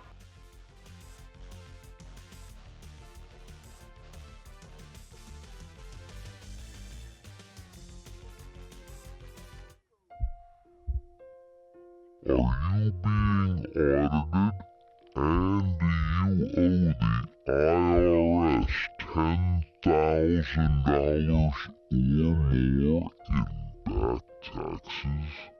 Is the IRS threatening to take more of your money? Don't fight the IRS alone. The Tax Doctor is here to help you negotiate a lower tax bill. The IRS can freeze your assets and seize your bank accounts, but you can stop these IRS actions. The Tax Doctor will fight for you using industry secrets that can stop any IRS actions, eliminate penalties and interest, and reduce your past tax bill so you pay the IRS less. And we have a 95% customer satisfaction rating. If you owe $10,000 or more in back taxes, do not call the IRS alone. Call the Tax Doctor now for a free IRS audit emergency review.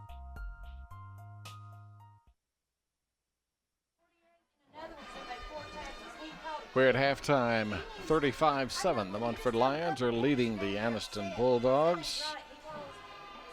And this, the fourth meeting between these two schools, and it's a series that's Well, Munford is looking to even up here tonight. 2-1. Anniston leads it overall, but a win here tonight by Munford, and unless something rather strange happens here in the final 24 minutes, Munford should walk away with their 8th victory of the evening. But still, you know, stranger things have happened, obviously, and a long way to go in this football game, as Aniston trails Munford by a score of 35-7. The Aniston marching band is on the field, and let's enjoy their halftime performance.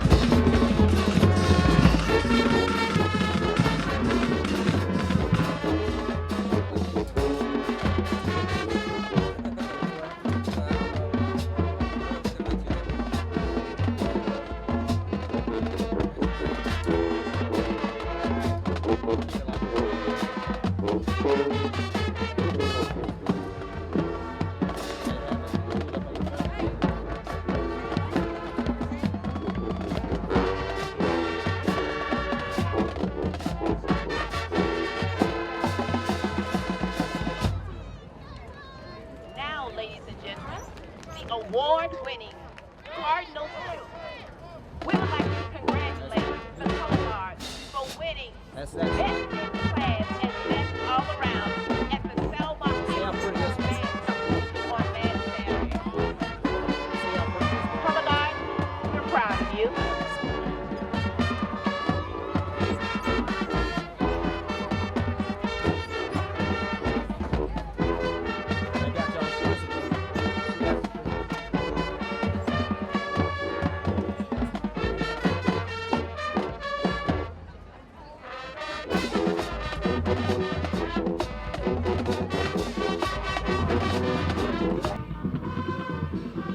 Hey guys, we're continuing the halftime festivities here at Munford High School, and with me right now is Principal Wilkinson. We were talking earlier about everything that's going on here at Munford High School. Could you tell me a little more about your athletic program? Well, our athletic program last year, both our male, our football team, our basketball team, and our baseball team made the state playoffs. And then our girls basketball team and softball team made playoffs last year. So, overall, what Coach Wagner and his staff has done, we built an overall athletic program, not just one sport. So it's been a great opportunity for us to, kind of get back to our tradition and our winning ways. And, and when you win in athletics, your academics piggybacks off that. So it's just a great opportunity for us. Can you tell me some more about your academics? Well, we won several awards. I know many people may not know this about Munford High School, but we have over the past 2 years, well over 1,000 visitors coming to our school. We have a partnership with the U.S. Forest Service where we have 10 outdoor classrooms, everything from frog ponds to a greenhouse, and we have 6 1,000-gallon fish tanks, an arboretum, that's 100 trees native to Alabama. So a lot of outdoor classrooms we do a lot of things with. But this year is kind of unique. We're rolling out a 1-to-1 ratio of MacBooks. Our Dr. Suzanne Lacey is our superintendent, and she has a great vision for us. So we're really rolling out our MacBooks and really excited about it. It's going to be a challenge, but we're ready for it. That sounds very exciting. And I know that you're so proud of this team for winning the region and making playoffs. What do you think of this team altogether? Well, you have 2 outstanding leaders. Monteo Garrett, number 10, who's a quarterback. A lot of colleges are looking at him. And then my right-hand man is Tavon Lawson, who's number 1, safety. He's our SGA president. He's our senior class president. He's just an overall great athlete, great leader. The senior class has a lot of leaders in it. So when you have a senior class that are leaders, your school kind of follows them. And how they go, we go. And that's, it's just a great opportunity to have kids like that. And they are great leaders, a lot of people of character, and they have class and they have pride. So when these 9th and 10th graders come up through, they know who they want to be. They want to be like Tavon and Monteo and the rest of the senior class. That's awesome. It sounds like there's going to be some great years here at Munford. And thank you so much again. Back to you, Jeff. All right, thank you, Casey. It was interesting to see Casey a moment ago when she was talking with Coach Wagner, and I think that right arm was just long enough to reach up to interview Coach Wagner. And I mean, you know, he stands about 6'6", so that was one of the taller coaches I think you'll see in the area, but what a job he's done, absolutely, as Munford looking for its 8th win here this evening. Halftime activities will continue. Munford on top, as you see, the score 35-7 over Aniston. We'll be back following this on FNN, the Friday Night Network.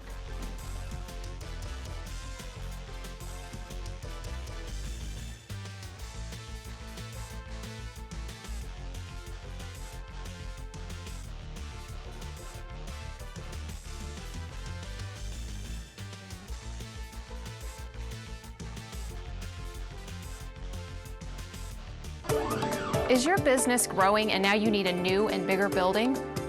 Has your organization outgrown their facility and now it's time to expand? Do your hobbies require the need for more space?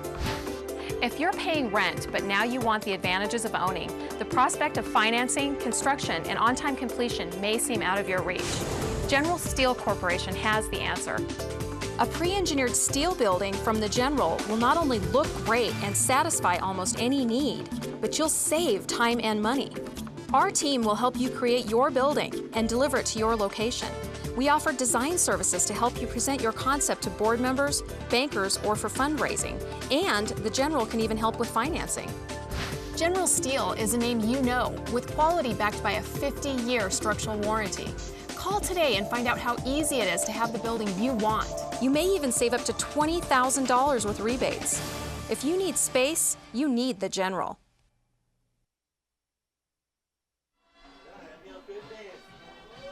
And welcome back to Munford Stadium. The Anniston High School Marching Band concluding its halftime performance, 35-7. Munford on top of this one. Next week, Munford will remain at home and take on the Talladega Tigers in the final game of the regular season. Aniston next week will close out its 2013 campaign and take on Carver of Montgomery, and boy, that's not going to be easy, but that's what is ahead for both these teams as we look to week number 10. But first things first, and we still got another half of football remaining here this evening, and you got an Anniston team, Josh, that to have any playoff hopes, they've got to make some kind of comeback here in the second half. A lot of adjustments have got to be made, Jeff. They've got to be able to move the ball with some consistency. They cannot. Penalties have hurt them a few times when they had a little bit of momentum going, and they've got to find some answers for that Munford offense. I mean, they're moving the ball at will, and they've got to be able to stop them. Yeah, you look back on their season and the region game, it kind of got away from them, I guess you could say, would be the Jacksonville game when they lost 40-39. If they had won that football game, boy, they'd be in good shape here as far as postseason play is concerned. But you got to put all that behind you and just look to the very next play, and can't look behind you. You've got to look ahead. That's right. Short memory. That's what you need in this game to be able to be successful. So they need to forget about the first half, act like it's 0-0, and go out and try and win the second half. Munford has an outstanding football team, and they have an outstanding marching band. And we are going to the field momentarily, and we're going to bring you their halftime performance of this Munford High School marching band performing here in front of the home folks, and will be tonight as well as next Friday night, 2 weeks from tonight as well. All right, to the field. Here, let's enjoy the Lion Band.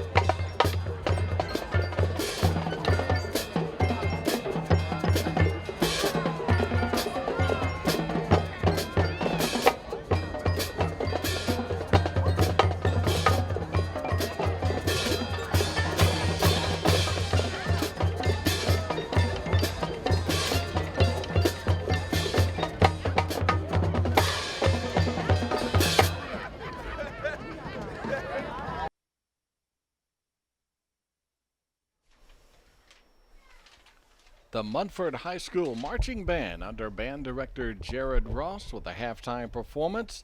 The Lions leading the Bulldogs 35-7 at the break. You are watching FNN, the Friday Night Network.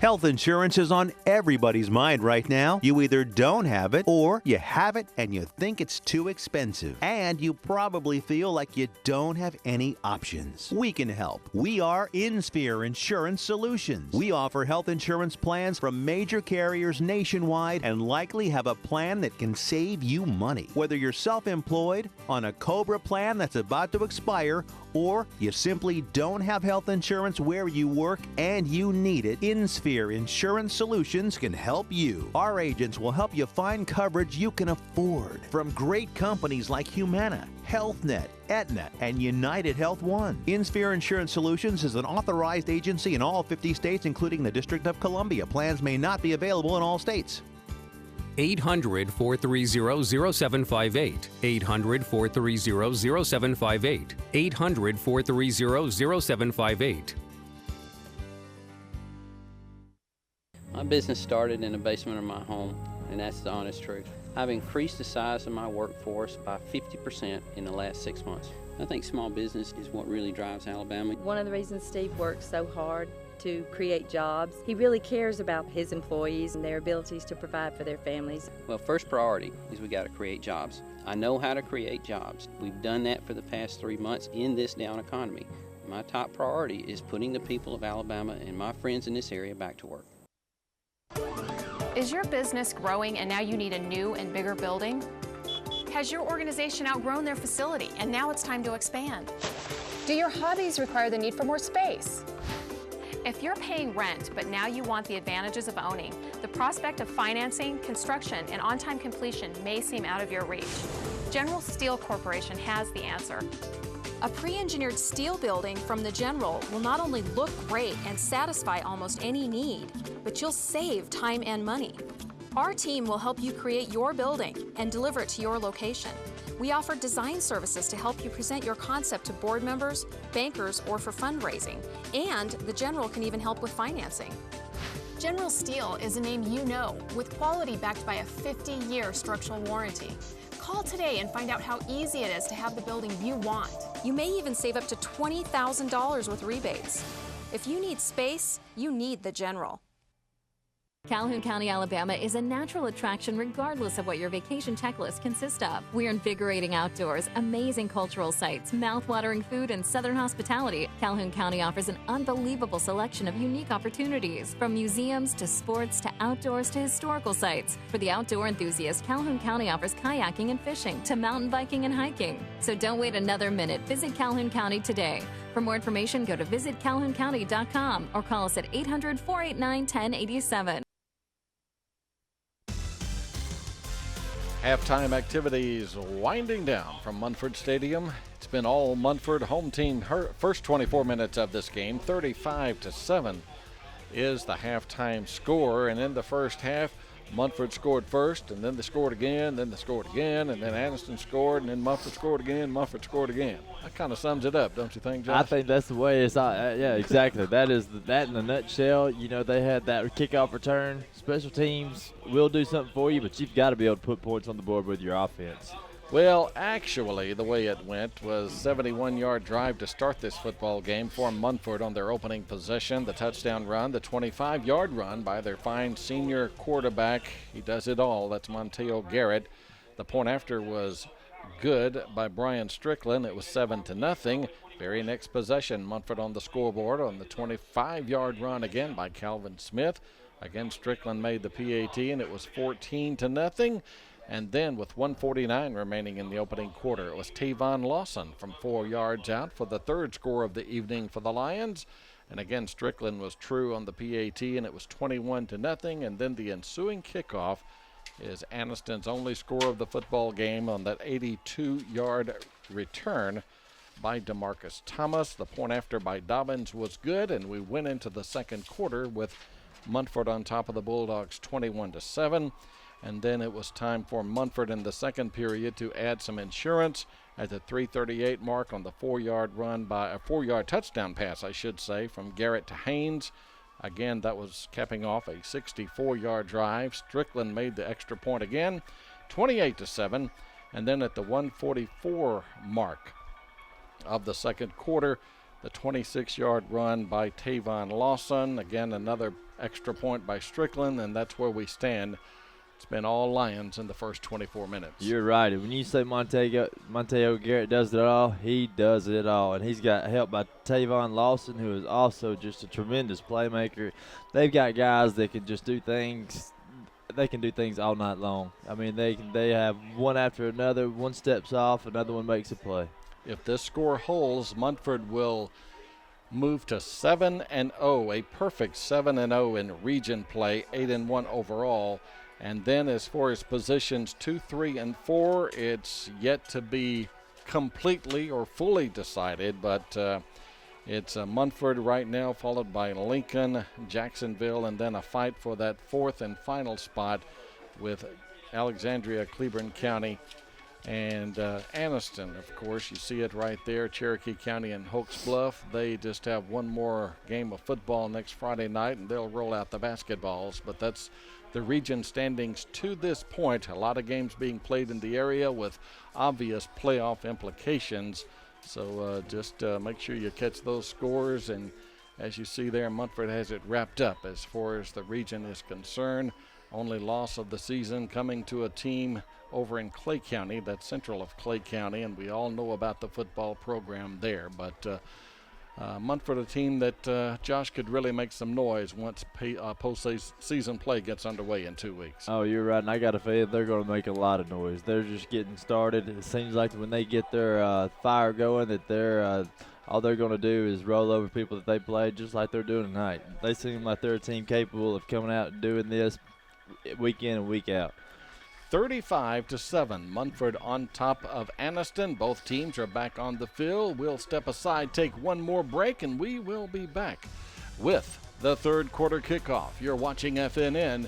We are the Friday Night Network. My business started in the basement of my home, and that's the honest truth. I've increased the size of my workforce by 50% in the last 6 months. I think small business is what really drives Alabama. One of the reasons Steve works so hard to create jobs, he really cares about his employees and their abilities to provide for their families. Well, first priority is we got to create jobs. I know how to create jobs. We've done that for the past 3 months in this down economy. My top priority is putting the people of Alabama and my friends in this area back to work. Are you being audited? And do you owe the IRS $10,000 or more in back taxes? Is the IRS threatening to take more of your money? Don't fight the IRS alone. The Tax Doctor is here to help you negotiate a lower tax bill. The IRS can freeze your assets and seize your bank accounts, but you can stop these IRS actions. The Tax Doctor will fight for you using industry secrets that can stop any IRS actions, eliminate penalties and interest, and reduce your past tax bill, so you pay the IRS less. And we have a 95% customer satisfaction rating. If you owe $10,000 or more in back taxes, do not call the IRS alone. Call the Tax Doctor now for a free IRS audit emergency review. The Sylacauga Parks and Recreation is a full-service community center. Not only do we offer sports, but we also offer tennis lessons at our tennis center, as well as a gymnastics program and guitar lessons at our main center. We rent rooms for meetings and banquets. Our Maxi VZ Senior Adult Activity Center is open to citizens over 55, and we have all sorts of activities. With 5 city parks and 3 walking tracks and a mountain bike and hiking trail at Lake Howard, there is always something to keep you moving. Our goal at our 2 centers is to make ourselves available to the needs of our community. Visit the Sylacauga Parks and Recreation Department online at sylacaugarec.com.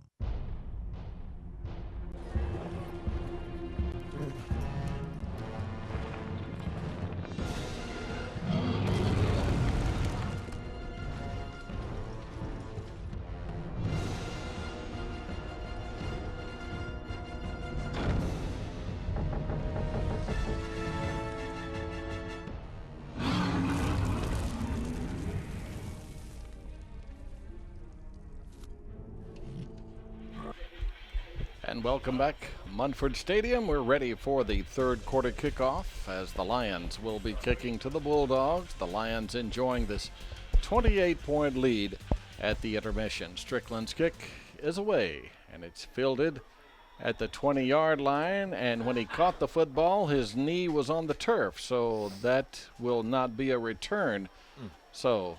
And it looked like it too, Josh. Looked like he did. His knee touched the ground when he caught it. Absolutely. When you're snake bit, it just seems like all things go wrong, and that might be what's going on with Aniston tonight. Their luck is just not going.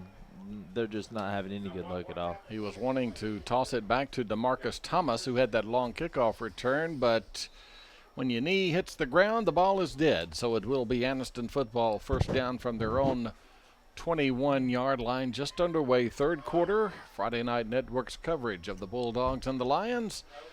I'm Jeff, he's Josh, and down on the field is Casey. Wideouts to the far side, 3 wideouts over there. Trips, and to the near side, the single wideout is Monquavius Frazier. And Dobbins wants to throw a quick pass over there that is complete.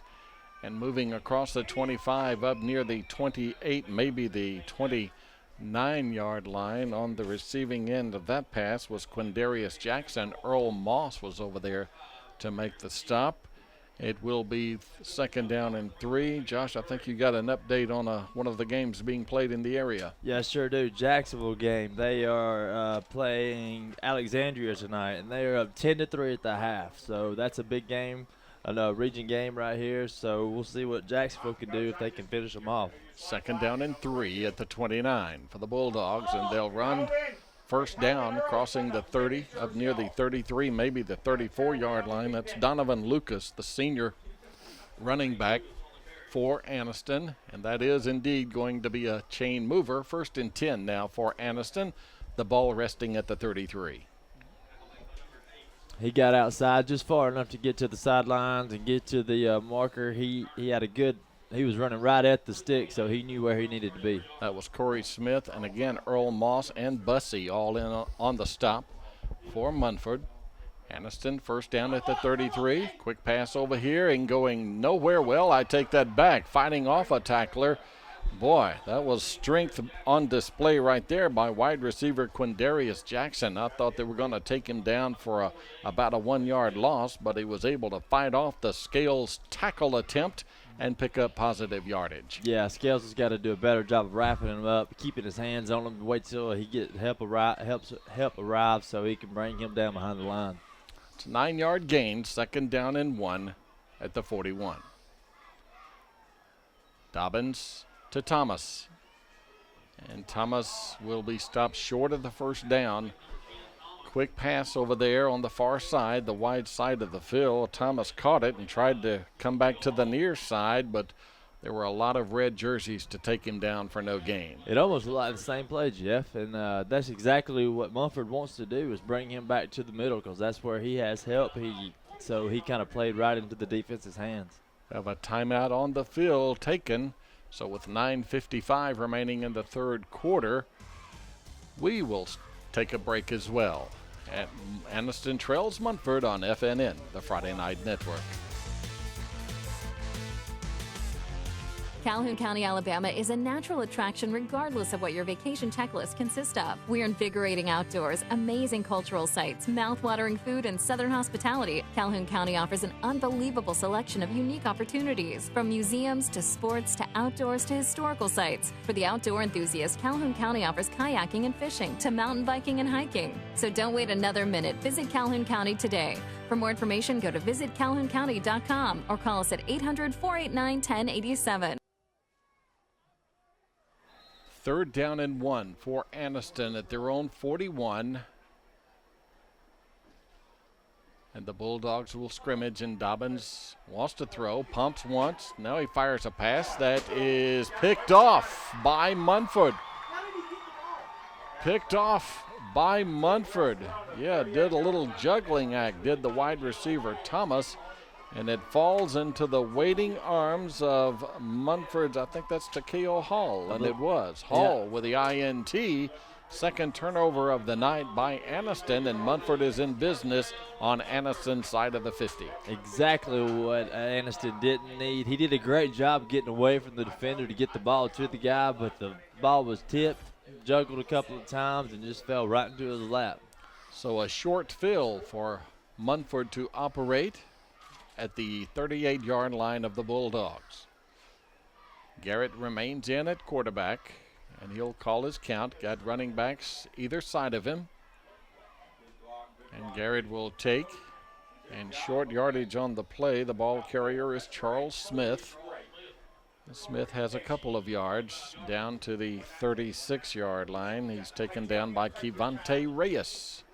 The linebacker scraped really well for Anniston that time. Came from the middle, scraped through to the running back. The Munford offensive line really held their own against the Anniston defensive front, but that linebacker scraped through and made a great tackle. 2 wideouts near side. Munford 2nd down and 8. And they'll give again to the running back, Charles Smith. Smith will be stopped short of his first down.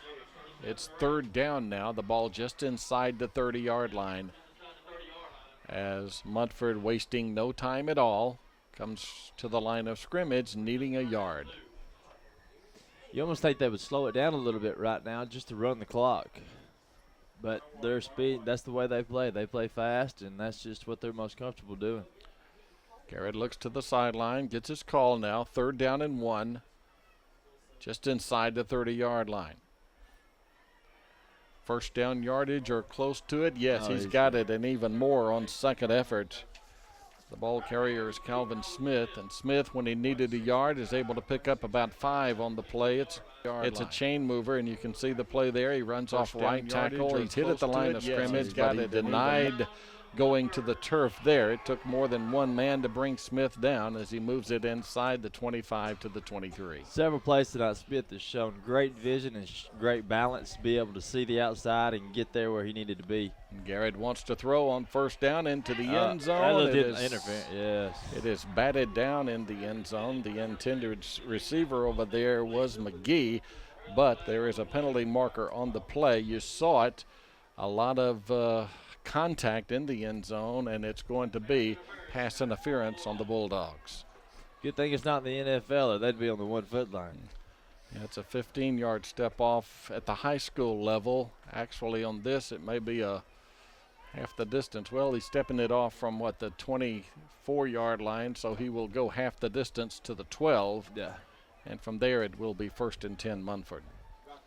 Well, it doesn't seem like where the ball is at tonight. Munford's been able to score from just about anywhere on the field. At the 12-yard line, Garrett will call his count with Smith in the backfield to his left, and they'll run a reverse. They'll go to the far side, and the defense of Anniston is there to take him down. The ball carrier was E.J. Chapman. And Chapman will be thrown for a loss all the way out outside the 15, I should say, to the 17-yard line.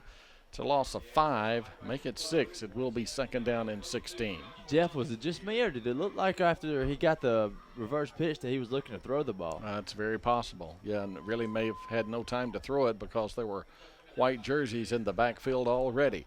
It's 2nd down and 16. And Garrett wants to throw, sets and fires into the end zone. This pass is intercepted. Did he pick it off? They're calling it incomplete in the back of the end zone. Out of bounds. Again, Garrett throws into double coverage, but he got away with it.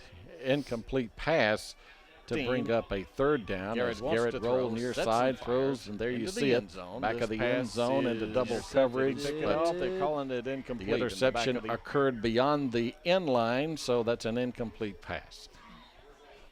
These guys sure are showing what kind of athletic ability they have to make these plays, even though it was out of bounds. 3rd down, and boy, double can reverse you say pass. Double reverse, back to the quarterback. Garrett throws into the end zone. The ball is batted into the air, and it's incomplete. Boy, now we've got an official 3rd down, and there's double the reverse pass into the end zone by Garrett off the double reverse. A penalty marker on the play as the pass sails incomplete in the far corner of the end zone. Now, this flag was thrown in the Lion backfield. Would that be? It's a possible roughing the passer. I hate to speculate, but that's what I was thinking too. I know how to find out. See that gentleman there in the white hat? He could tell us. But first, he's going to go pick up his flag. The penalty will move the football down near the 5-yard line, and that will be an automatic 1st down as well for Munford. So on a 3rd down and 16, the pass into the end zone incomplete. However, a personal foul penalty on Aniston will give Munford a 1st down near the 5-yard line. So they really caught a break right there. Yeah, I really think you were right that it was roughing the passer. Snap back to Garrett, and Garrett will take, and he'll give running to the near side and running out of room. Coming to the near side is Charles Smith. One thing an Anniston team always possesses is speed and quickness, and they showed it right there as they take Smith down for a double reverse back to the quarterback. He had Garrett throws into the end zone. Hole there. If he could have cut it up about 10 feet inside the sideline, he could have got into the end zone. 2nd down and goal at the 5. From the near hash mark, now the wide side of the field is to the top of your screen, and Garrett will run to the short side of the field, and he will just be able to get back to the line of scrimmage, and that is all, as big number 41, Das Sturkey, was there to take him down. So Munford now facing 3rd and goal at the 5. I believe it's 4th, isn't it? Well, they're showing the 3rd down marker on the far side over there. That's what I'm going by. They got the first down on the personal foul, and they've run 2 plays since, I think, Josh. Okay, So yeah, it's you're right. 3rd down and goal at the 5-yard line. Yeah, absolutely. You're right. I'm sorry. Again, the wide side of the field is to the far side, to the right. And Garrett rolls to the right wide side, now throws back to the short side. Wow. And you talk about wide open. I don't think you can get any more open than he was right there. On the receiving end was Garrett Charles rolls to the Smith. right Garrett wide rolls side, now wide throws side, back to the throws short. back to the near side, and it was just like Smith was the first man out to practice. No one around him. I would like to see that play written down on paper, how they drew that up. Touchdown Munford, their Calhoun first County, score of the Alabama second is a half. natural It's now attraction a 41-7 lead for the Munford Lions as Brian Strickland comes in for the extra point. He's 5 for 5 on the evening. And Brian Strickland has got a half dozen PATs this evening as that kick sails through. 6:12 remaining in the 3rd quarter. It's all Lions. Munford leading Aniston 42-7. You're watching FNN, the Friday Night Network.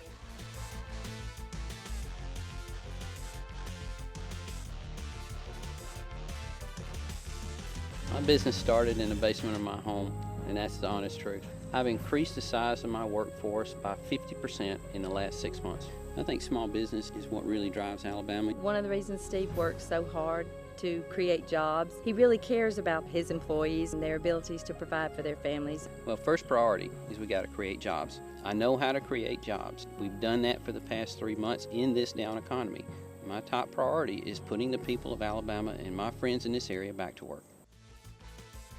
Strickland with it teed at the 40-yard line. A rather cold evening tonight at Munford Stadium. Strickland's kick is fielded at the 14-yard line, returned by Thomas over the 20, still on his feet at the 25, 30, and finally taken down at the 35-yard line. It's a 21-yard return by DeMarcus Thomas, and if you're just joining us, it was Thomas who is responsible for Aniston's only score of the night, that 82-yard kickoff return there in the 2nd quarter. 42-7, Munford on top of Aniston, and the Bulldogs now in possession of the football at their own 35-yard line. Again, they've scattered wide receivers all across the field throughout the evening, and more of the same right here with trips to the far side. And they'll run to the near side, and the ball carrier is Donovan Lucas. And Lucas picks up about 9 yards on the play. Scales there to make the stop, along with McNeil. Jartavius McNeil will be 2nd down and 1 for Aniston. Talladega running back shows some good speed right there just to get what he got, because he had, Aniston running back, he showed some good speed to get there.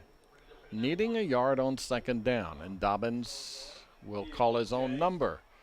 And Dobbins will have the first down, needed a yard and picked up about 3 on the play, out to the 47-yard line. Tackle made there by Justin Banks. 1st and 10 for the Bulldogs. Talked about the speed and quickness of Aniston.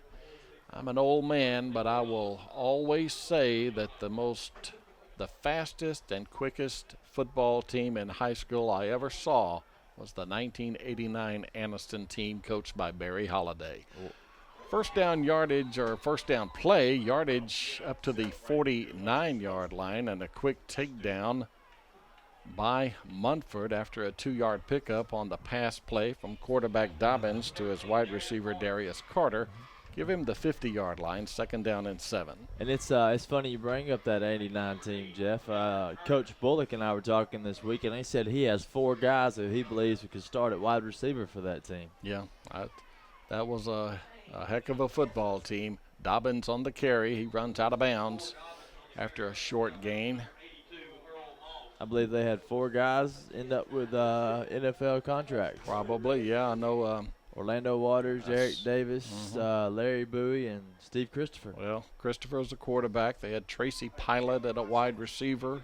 Remember, the late Ken Best was a member of that team. Won the state championship, defeating Murphy that year, 12-6. That game played at Legion Field. It will be 3rd down now and 4 for Anniston at the 49-yard line.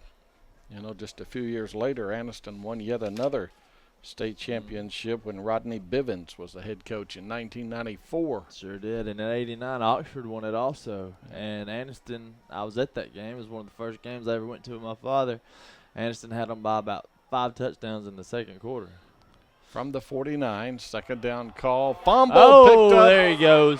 And the defense of Munford will score this time.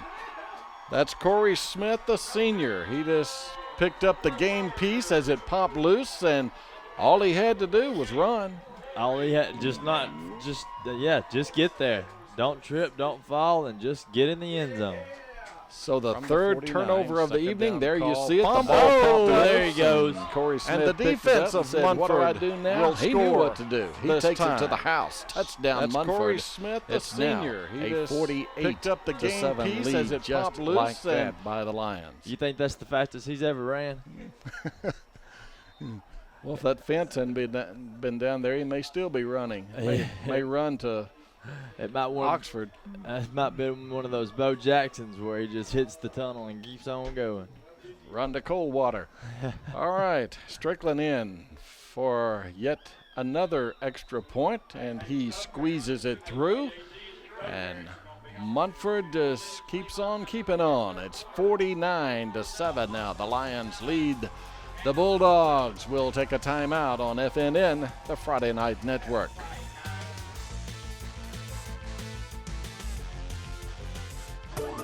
Is your business growing and now you need a new and bigger building? Has your organization outgrown their facility and now it's time to expand? Do your hobbies require the need for more space? If you're paying rent, but now you want the advantages of owning, the prospect of financing, construction, and on-time completion may seem out of your reach. General Steel Corporation has the answer. A pre-engineered steel building from the General will not only look great and satisfy almost any need, but you'll save time and money.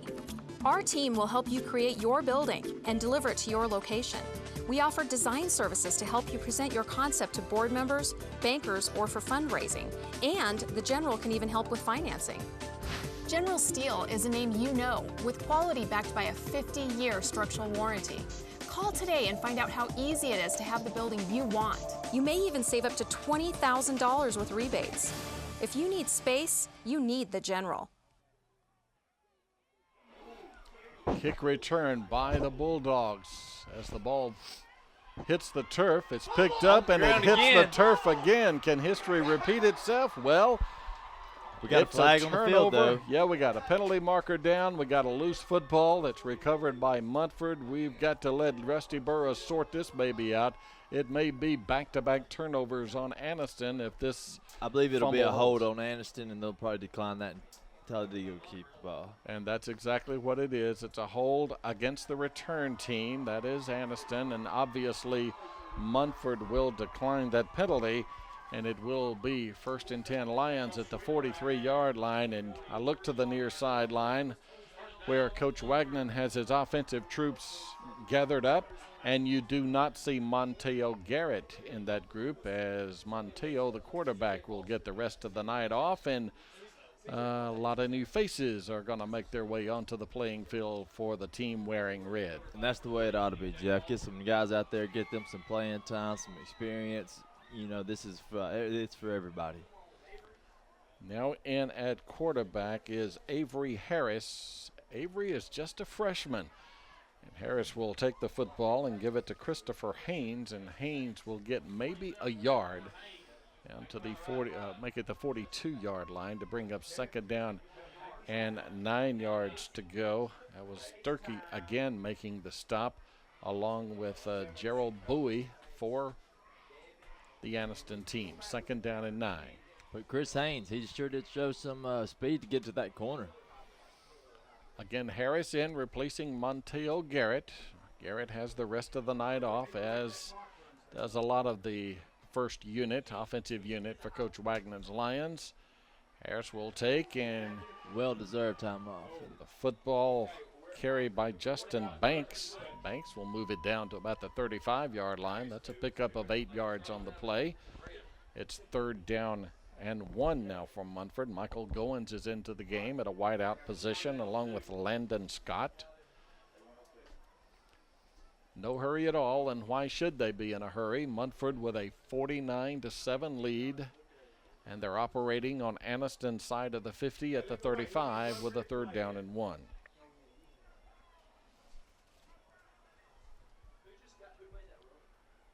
And the snap, and Harris will take, and he'll give, and 1st down, and look at him go. 30-25, and the future looks bright for the Lions. I don't see anything that could give me the idea that this Munford team is going to slow down anytime soon. They just seem like they're going to be on the roll for the next several years to come. It's 1st down at the 23-yard line for Munford. In just a moment, we'll be going down to the field. I think Casey has gathered up the Munford cheerleaders, and I'm sure those young ladies have smiles on their faces. Got a 3rd quarter score. Jacksonville is now tied at 10 apiece in their game tonight. Jacksonville taking on Alexandria. 1st down call, and that's Harris, the 9th grader, moves inside the 20 down near the 18-yard line. Under 2 minutes remaining. The clock continuing to roll as Munford has moved inside the red zone.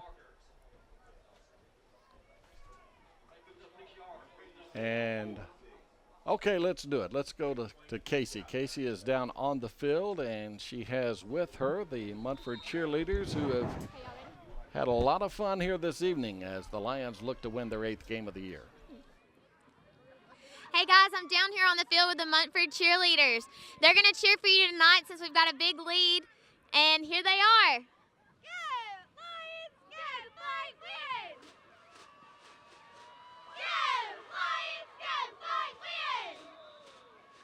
Number 21, Justin Banks. Takes it around the left side. You're watching FNN. All right. Thank you, Munford cheerleaders. It will be following the long run just a moment ago by Justin Banks. Yeah, Banks takes it down to the 5-yard line. From there, it will be 1st and goal. Speaking of cheerleaders, let's see. I know 2 bits. You know 2 bits, don't you? I do, but yeah. I don't think you would want to hear it. No, I don't know. The only other cheer I know besides 2 bits was lawnmower, cut that grass. We got a team that'll whip your team. I know that one. From the 5-yard line, it's 1st and goal for the Lions, and they run the football with Terrius Williams. And Williams loses about 3 yards back to the 8-yard line. Final minute of the 3rd quarter. The Lions led 35-7 at halftime. They've added 2 more scores here in the 3rd quarter, one by the offense and one by the defense, to bump this lead up to 49-7. They'll have to run one more play here as they will scrimmage from just inside the 10-yard line. 2nd down and goal. Oh, my God. Again, Avery Harris will take. He'll keep himself, and he will lose more yardage. Back at the 16-yard line, and that is the end of the 3rd quarter from Munford Stadium. So after 36 minutes of action, it's the home team, the Lions, leading the Bulldogs by 42. You're watching FNN, the Friday Night Network.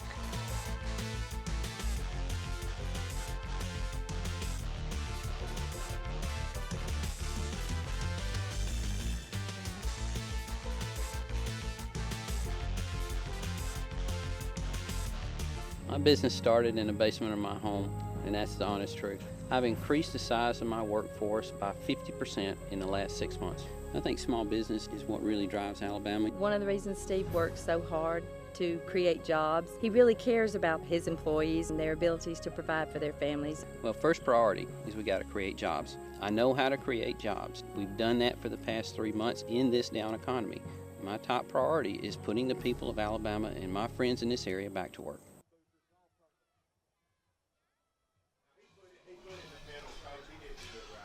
We head to the 4th quarter from Munford Stadium. It's 49-7. Munford leading the Anniston Bulldogs, and There's another high-scoring affair, I understand, Josh, taking place down Highway 21 here at Talladega High School tonight. You're right, Jeff. As bad as this one sounds, Talladega's getting it even worse. They're playing Homewood tonight, and starting the fourth quarter, they are down 59-0. So that game is not in reach for the Bulldogs, and Homewood is going to run away with that one. No telling what that score will end up being. On the third down play, Harris wants to throw but didn't have time to throw as he is sacked in the backfield. There to make the stop was Tevin Davis for Coach Eddie Bullock's Anniston Bulldogs, and it's now 4th down and goal for Munford at the 28-yard line of the Bulldogs. Just underway, 4th period. The 49 points tonight scored by Munford. It's the most they have scored in any game all year. Last week they put 41 on the board against Cherokee County. But the 49 big ones tonight, and they're looking for points 50, 51, and 52 right here as Strickland comes in to attempt what will be a 44-yard field goal, and it's short. It's returned by DeMarcus Thomas, who takes it from his goal line. He'll return it down the far boundary, but they're saying he cannot return it. The whistle is blown by the official, and the call here is the kick. The field goal attempt landed in the end zone, and Thomas cannot run it out of the end zone. So that will be a touchback, and that is the rule in high school football. You can't run a kick out of the end zone. So, but it's such an impressive return by Thomas. He ran about 180 yards that we'll take a look at it again. I mean, he reverses his field, he runs to one boundary, and then he comes back this way, as you see it right there, and I'm sure he's out of gas by the time he reaches the end zone, and he looks back and says, doggone it, my best return of the year, and they're going to take it away from me. But that just shows you what kind of coach Eddie Bullock is, down 49-7, and he still instilled in his players the attitude to keep fighting down that much to run a ball back in that situation. So it was almost the second kick return of the night for Thomas for 6, but that one is a touchback, and it will give Aniston the football at their own 20-yard line. Now we have a stoppage in play as the official is coming to the near side to talk with Coach Wagner. And now apparently Coach Wagner wants a timeout, and he wants to talk with Coach Rusty Burrows. Not Coach Rusty Burrows, but official Rusty Burrows. And he's not happy, is he, Josh? No, he's not. I don't understand what he could be so mad about. Something has obviously gotten under his collar, and he is letting them know about it. And Coach Wagner does the right thing there. Apparently he's in disagreement with something, and he just walks as far away from the officials as he possibly can. Absolutely, that's just the best thing to do before they tell him to go to the go hit the showers. All right, so we do have a timeout on the field. We'll keep it right here as the timeout was called apparently by Munford, and when play resumes, it will be Aniston football at their own 20-yard line following the touchback on the missed field goal attempt by Brian Strickland from 44 yards out. Again, Aniston with a 1st and 10. There you see Coach Wagner on the sideline in his 4th year as head coach of the Lions, and this seems like every year, well, based on their record, they just get better and better every year. I mean, their record has improved from 8-4 a year ago, and they're 7-1 coming into this game. They're going to move to 8-1 and got a game next week. They play Talladega, and we just heard the Talladega score. They're losing to the Patriots of Homewood tonight, 59-0 after 3 periods. And a game I'm sure that the the Lions feel they can walk away a victor next week as well. 1st down play, running the football for Aniston is Donovan Lucas. And Lucas will pick up yardage all the way out to the 39, and that will give the Bulldogs a new set of downs. And I tell you one thing that's going through the minds of the fans and everyone in Talladega, when you have a coach that has built a program like he has, if they can hold on to him, because there's going to be a lot of schools wanting to talk to him. 1st and 10 at the 38-yard line. They'll run the football again. 5, 6, 7 yards, maybe 8 yards by Donovan Lucas, who's a 12th grader. Will be 2nd down and 2 now for the Bulldogs at their own 46. Under 10 minutes remaining in this football game. You see the score. Munford is really lit up the scoreboard here this evening. They have been in control from the beginning of the game till right now, and I don't see them losing control anytime soon. But Aniston, you still got to give it to them. They're fighting. There you go, right there, big play, giving it all they have. It was a big play, and that was Jermaine Ackles, the sophomore, who takes it all the way down to the 26-yard line of Munford. Ackles with his first carry of the game, and it's a 1st and 10 now for the visitors from Anniston High School. And that's what you love about high school sports. These guys come out and they want to play and they want to compete. The score doesn't matter as much as them getting out there and giving it all they have. I formation behind Dobbins, who remains in at quarterback, and they'll run the football again. And a lot of positive yardage for Aniston as they move it inside the 15, down near the 14-yard line. That was Edward Montgomery, the freshman, carrying the football that time. He was tackled by, I think that was Andrew Johnson there to make the stop. Good to see some freshmen playing. You want to see these young guys get the experience, and the future is to see what they can do, get them some playing time, and get them ready to play down the road. Aniston looking to drive 80 yards on this possession. They'll run the toss to the wide side, and nothing doing. It's taken down for no gain. Good penetration by the defensive front right there. There to make the stop was Savion Hill. That was Hill in the previous play that made the stop as well. Next week, FNN will be on the hill as Welborn will be hosting the Weaver Bearcats. Airtime is 6:40 next Friday night for Welborn and Weaver there on the campus of Welborn High School. On the second down play, running into the end zone for the touchdown, that's the Anniston Bulldogs. So they do indeed drive 80 yards on this possession for the score to somewhat cut into this lead as Anniston now trails Munford by a 49-13 count. Well, I know we're not supposed to be biased, Jeff, but I'm glad to see him score. 49-13, 8:11 remaining in the football game as Dobbins comes in for the extra point out of the hold of Monquavius Frazier. Dobbins, left-footed kicker. He's a straight-on kicker. You don't see many of those, and now they fake it, and Frazier runs to the far side. He's being pressured, throws a pass that is incomplete. The pass was intended in the end zone to Devin Campbell, so the score holds at Munford 49, Anniston 13. We'll take a break and back with more of FNN's coverage of the Lions and the Bulldogs. This is the Friday Night Network.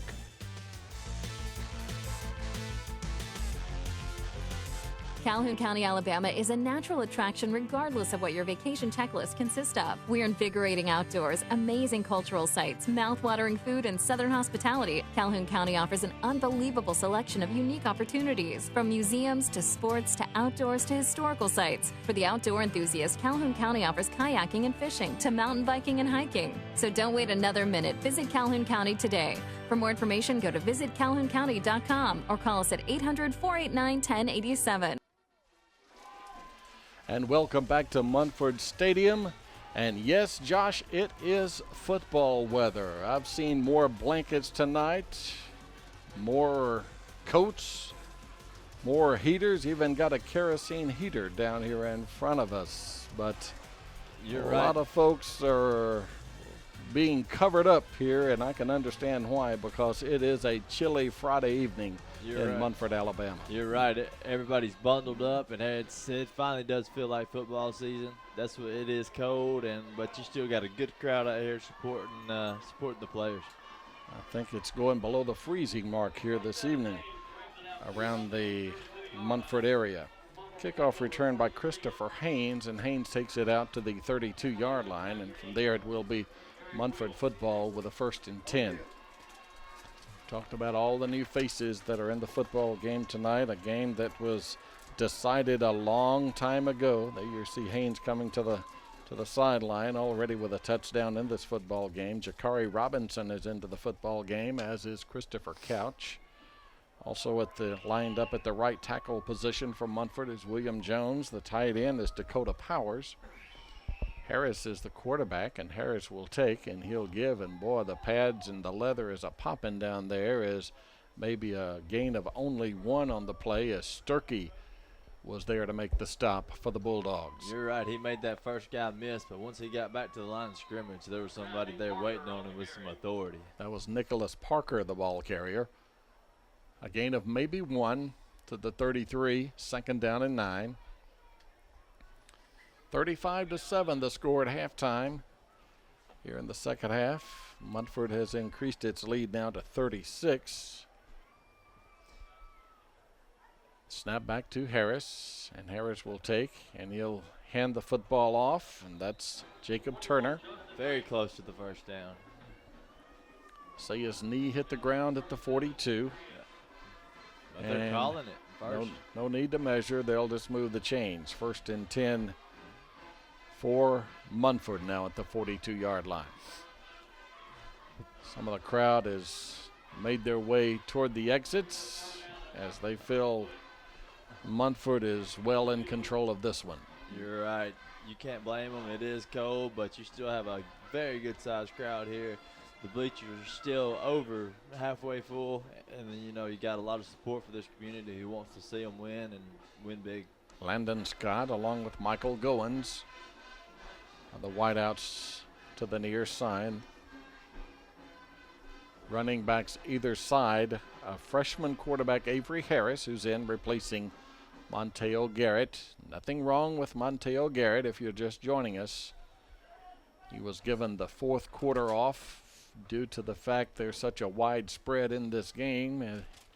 Coach Wagner felt that his senior All-State quarterback his services were no longer needed. No gain on 1st down, 2nd down and 10 now at the 42 for the Lions. Clock continues to wind down. We're near the 6-minute mark remaining in this football game. Yeah, you don't want to leave your playmakers in there any more than you have to. You know, Tyrone Prothero is a perfect example of something like that can happen, and you want to get these younger guys playing time so they can be ready to play when their 3rd time comes. 2nd down. This will be a pre-snap penalty, as I think Aniston may have jumped into the neutral zone. I take that back. It's a false start against Munford. I thought he may have been drawn in. I almost said that, but I wasn't sure. It looked like the center moved the ball a little bit to draw him across the line. So that will be a 5-yard step off against Munford, moving it back to the 37-yard line, and from there it's 2nd down and 15. But I think they're in their position to give up 5. You don't want to do it ever, but I don't think it's going to kill them tonight. Again, running backs either side of Harris. And Harris will keep it no, check that. He's going to hand the football off, and being taken down behind the line of scrimmage is Justin Banks. Wow. And that, again, Sturkey in on the tackle for the Bulldogs back at the 31-yard line, and Munford offensively is suddenly moving the wrong way. It's now 3rd down, and they got to go down all the way to the 48-yard line of Anniston for a new set of downs. Looks like it's going to be about 22 yards, Jeff. 5:20 and counting remaining in the game.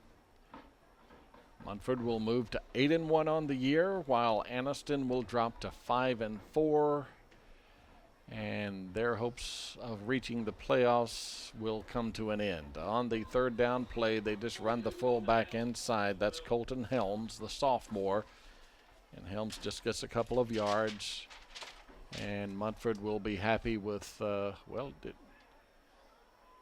he fumbled the football. I didn't see that. He coughed it up. I was late reacting to that one. It's a turnover, and Aniston now has the football at the 34-yard line. They sure did. I was checking the area scores, and I didn't even see it.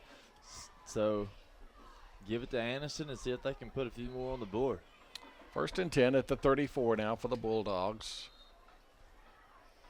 Had an 80-yard drive on their previous possession following a missed field goal by Munford that gave them possession of the football at the 20, and they're able to take it the distance. We'll see what they do here, operating with just a short field at the Munford 34-yard line, and they got good yardage. He goes. Can you say one-play touchdown into the end zone for the Anniston Bulldogs is Jermaine Ackles, a sophomore. 34-yard touchdown run, and just like that, the Bulldogs are on the scoreboard again and making this a more respectable score. You're right, and I'll tell you what, since they put these second and third string guys in, Anniston has really looked better. Their younger guys have looked like they are a little bit better than Munford's younger guys. But that doesn't matter when you're starting the game and your big boys are putting up 49 quick. Ackles from 34 yards out. It's now a 49-19 count. 68 points scored in this football game. And looks as though they're going to be going for two here, and they will. The snap back to Thomas. And Thomas is going to keep it himself. And did he get in there? Yes, he did. The two-point conversion is good as DeMarcus Thomas takes it in. And now Munford's lead has been cut to 28. The Lions leading the Bulldogs 49-21 on FNN, the Friday Night Network.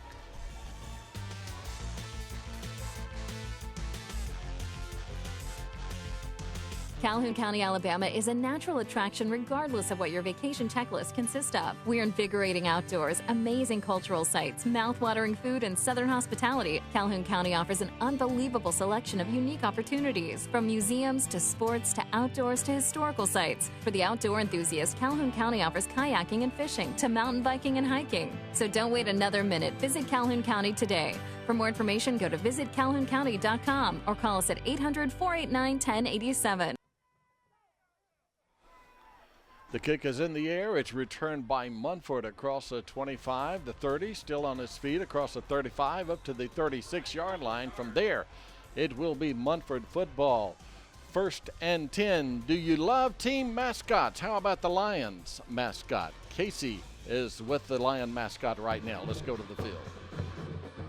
Hey guys, I'm with the mascot Rory, the Munford Lion. Can you give us a big dance celebration?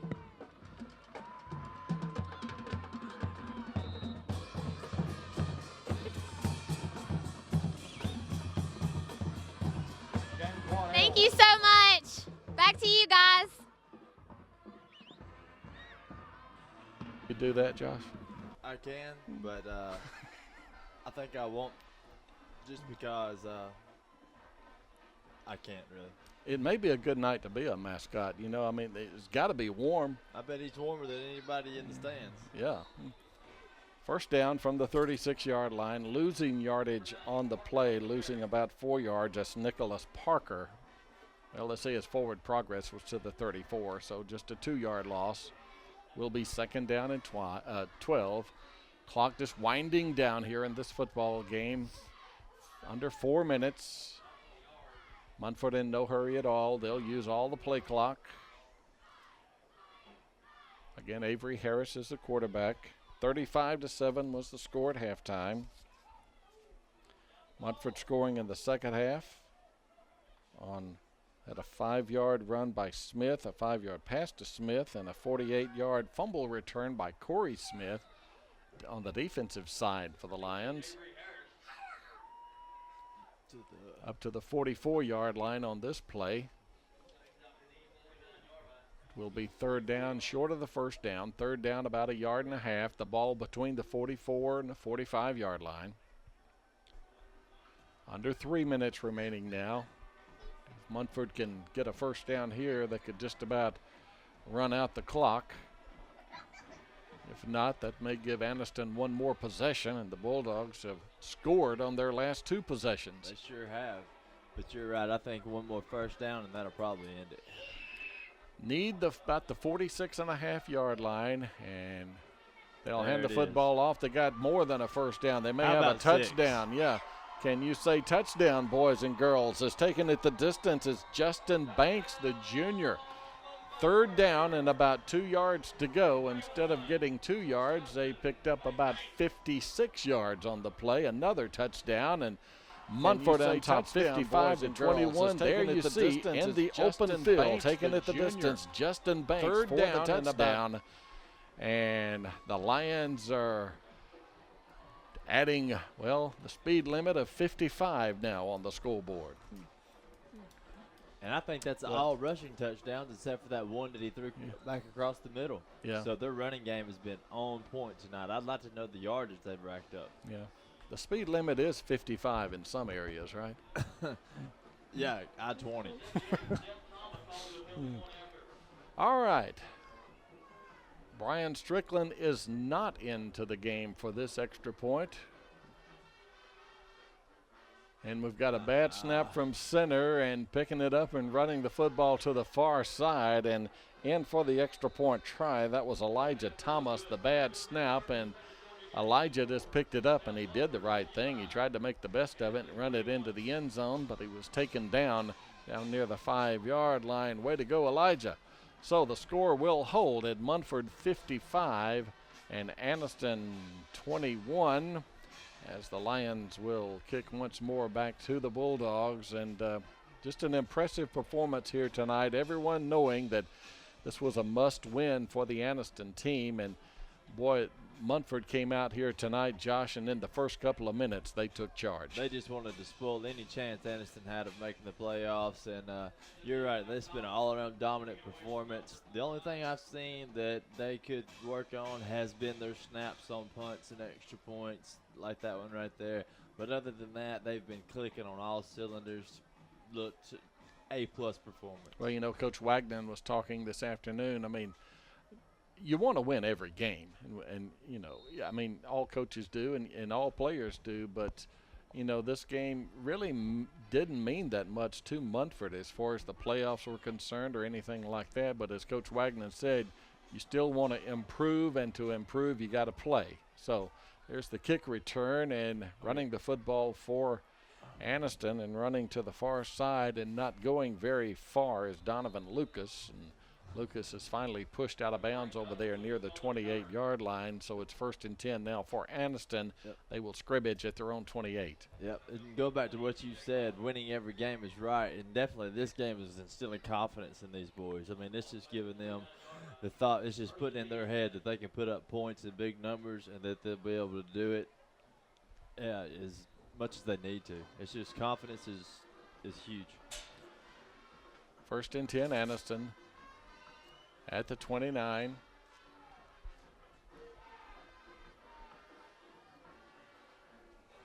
New quarterback into the game. I think that's Mario Dobbins. And they'll run it inside between the tackles. I believe you got the 1st down. Yeah, it's about 10 yards on the play. Out near the 39-yard line. Will be 1st and 10 for Aniston. At the 39, 55 to 21, 76 points have been put on the board combined between these two clubs. At the 38-yard line, a mix-up on the exchange from center to quarterback, and Dobbins just falls on it at the 38. 2nd down and 11 now for the Bulldogs. You hate to have to do it, but that's what it just is. That's what you have to do. You don't want to try and pick that ball up. Nearing the 1-minute mark. One, maybe 2 more plays, all that is necessary, and this game will be history again next week. Welborn and Weaver will be the FNN Game of the Week from the Hill in Anniston. The Panthers and the Bearcats. On the 2nd down play, running to the near side. Good yardage on the play is Lemuel Hurd. Hurd's first carry of the game takes it down to the 38-yard line. He steps out of bounds, so that will stop the clock with 48 ticks left. 1st and 10 Bulldogs. You're right. Those are some fresh legs right there to get to the sideline. Got good yardage and showed some speed. At the 38-yard line. From the near hash mark, They'll line up in the I, and they'll run Hurd, and Hurd needs a block, and he got the block. He got the block. And he is taken down inside the 20, inside the 15, down near the 13-yard line. Michael Goins made the tackle over there, but Aniston, I'm sure, would like to score one more time before the final horn. 27 seconds left, and we'll see if they can do it. 13-yard line, it's where they put it down.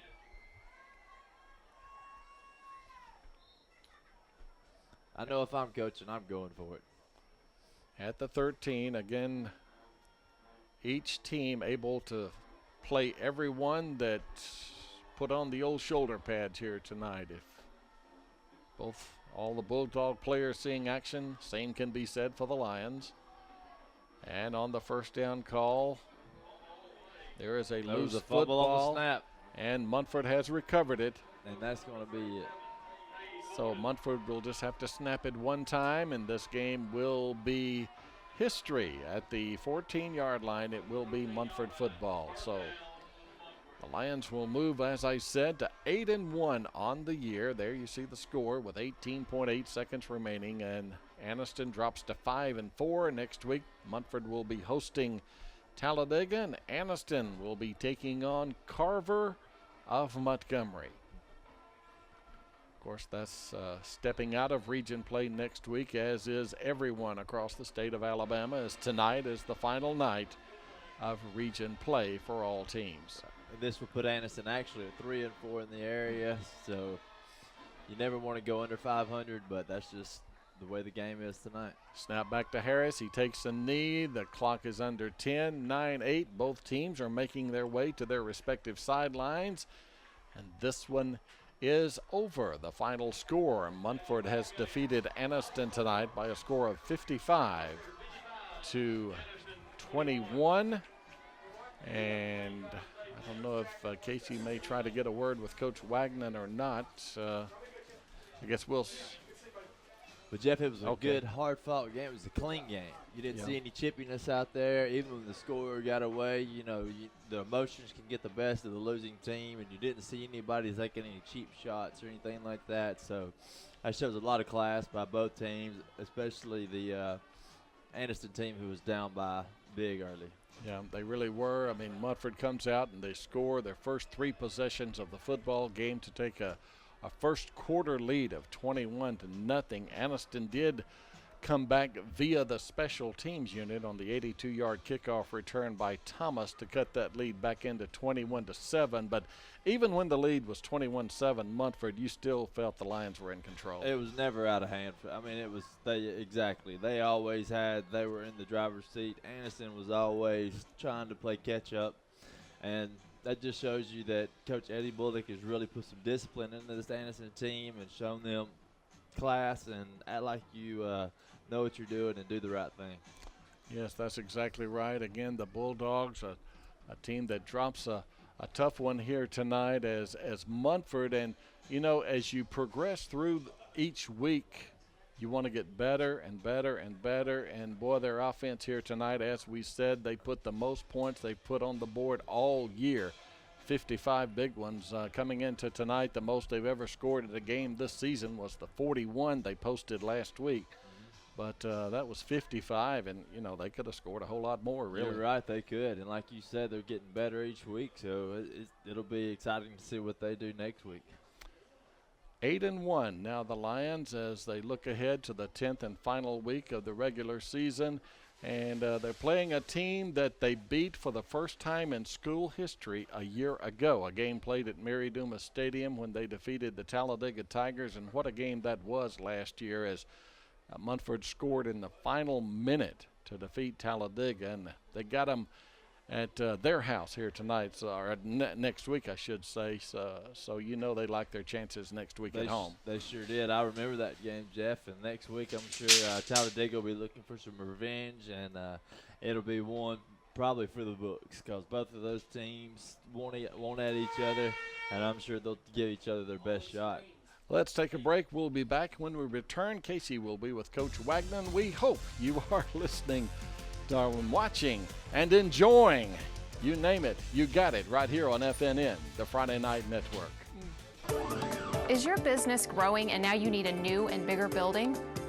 Has your organization outgrown their facility and now it's time to expand? Do your hobbies require the need for more space? If you're paying rent, but now you want the advantages of owning, the prospect of financing, construction, and on-time completion may seem out of your reach. General Steel Corporation has the answer. A pre-engineered steel building from the General will not only look great and satisfy almost any need, but you'll save time and money. Our team will help you create your building and deliver it to your location. We offer design services to help you present your concept to board members, bankers, or for fundraising. And the General can even help with financing. General Steel is a name you know, with quality backed by a 50-year structural warranty. Call today and find out how easy it is to have the building you want. You may even save up to $20,000 with rebates. If you need space, you need the General.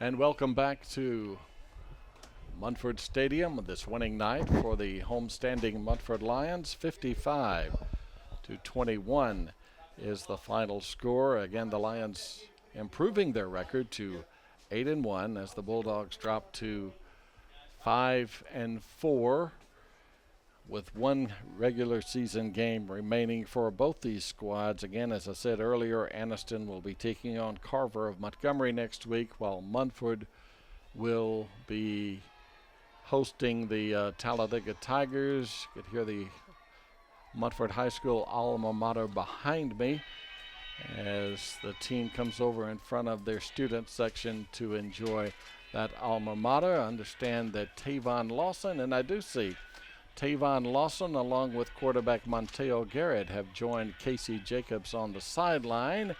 And let's go down there and join Hey guys, Casey. I'm down here on the field with the starting safety and starting quarterback. After that great win against Aniston tonight, how do you feel about your own performance? It feels great.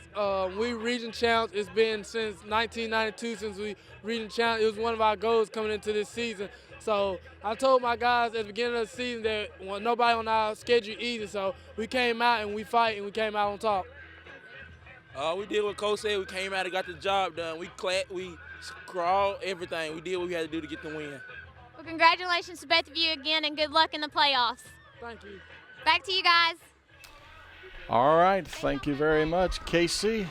That's two pretty good athletes right there, Josh. They are top notch. Tavon Lawson along with Monteo Garrett. So once more, repeating the final score from Munford Stadium, the Lions defeat the Bulldogs by a final count of 55-21. And that's going to do it for Josh Robertson, Casey Jacobs. I'm Jeff Ellison. You've been watching FNN, the Friday Night Network. Good night, everyone.